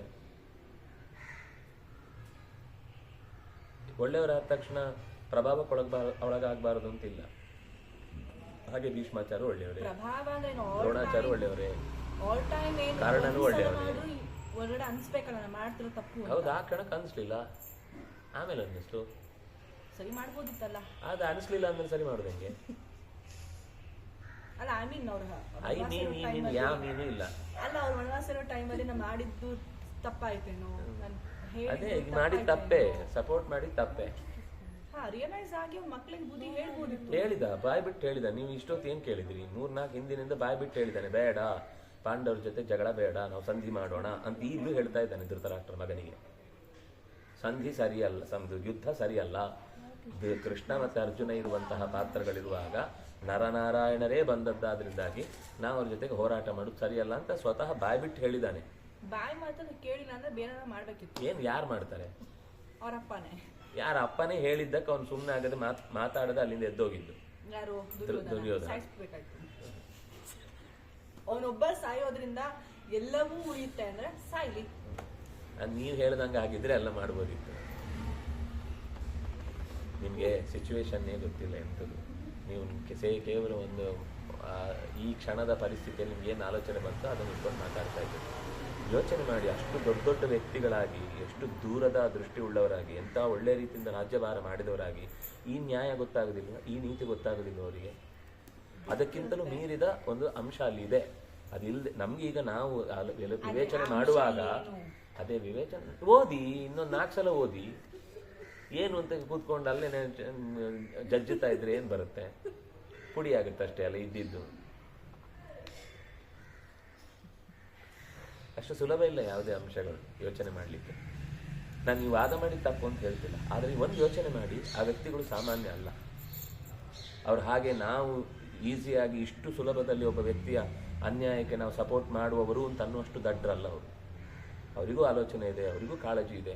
ಯೋಚನೆ ಮಾಡುವಾಗ ಎಲ್ಲೋ ದಾರಿ ತಪ್ಪಿರುತ್ತೆ. ಒಂದು ಅಂಶ ನೆನಪಿರಬೇಕಾದ್ದು, ಯೂತ್ ಆಡುವಾಗ, ಜೂಜಾಡುವಾಗ ಅಥವಾ ಯಾವುದೇ ಗ್ಯಾಮ್ಲಿಂಗ್ ಮಾಡುವಾಗ ಅವರಿಗೆ ಅವ್ರ ಕಂಟ್ರೋಲಲ್ಲಿ ಇರಲ್ಲ. ನೀವೇ ಎಷ್ಟೋ ಘಟನೆ ಒಂದ್ಸರ್ತಿ ರಿವೈಂಡ್ ಮಾಡಿ ನೋಡಿ, ಒಂದೊಂದು ಘಟನೆಯಲ್ಲಿ ನಮ್ಮ ಕಂಟ್ರೋಲಲ್ಲಿ ನಾವಿರಲ್ಲ. ಯಾಕೆ ಹಾಗಾಯಿತು ಅಂತ ಆಮೇಲೆ ನಾವು ಎಷ್ಟು ಪಶ್ಚಾತ್ತಾಪ ಪಡ್ತೇವೆ ಗೊತ್ತಾ? ಹಿಂಸೆ ಆಗ್ಲಿಕ್ಕೆ ಶುರುವಾಗುತ್ತೆ. ಆದರೆ ಆಗ ನಡೆದು ಹೋಗಿ ಆಗಿರುತ್ತೆ. ನೀವು ಆಮೇಲೆ ರಿವೈಂಡ್ ಮಾಡಿ ಹೀಗೆ ಮಾಡಬೇಕಿತ್ತು, ಇದು ಇನ್ನೊಂದ್ಸಲ ಟೈಮ್ ತೊಗೊಂಡು ಮಾಡ್ಲಿಕ್ಕಾಗತ್ತಾ? ಆ ಸಿನಿಮಾಗಳಲ್ಲಿ ಮಾತ್ರ ಇರುತ್ತೆ ಟೈಮ್ ಟ್ರಾವೆಲ್ ಅಂತ. ಅಂದ್ರೆ ಲೈಕ್ ನಾವ್ ತಪ್ಪು ಮಾಡ್ತಿರ್ತೀವಿ ಸರಿ, ನಮ್ ಸರಿ, ಅವ್ರು ಅಬ್ಸರ್ವ್ ಮಾಡಿ ಅವರನ್ನ ಎಲ್ಲರೂ ಅಣ್ಣ ತಮ್ಮಂದ್ರೆ ಅಲ್ವಾ, ಕಾಲದ ವಶ ಅಲ್ವಾ ಎಲ್ಲರೂ. ಗುರುಗಳಿದಾರಲ್ಲ ದ್ರೋಣಾಚಾರ್ಯರು, ಅವರು ಅದಕ್ಕೆ ಕಲಿಗೆ ಎಲ್ಲರೂ ಬಲಿ. ಅವನೊಬ್ಬನಿಗೆ ಅಷ್ಟು ಜನ ಜ್ಞಾನಿಗಳು ಬಲಿ ಆಗ್ತಾರೆ ಅಂದ್ರೆ ಆಗುತ್ತೆ. ಸಾಕು, ನಿಲ್ಸೋಣ. ಶ್ರೀ ಹರಿಪ್ರಿಯತಾಂ ಶ್ರೀಕೃಷ್ಣ ಅರ್ಪಣಮಸ್ತು.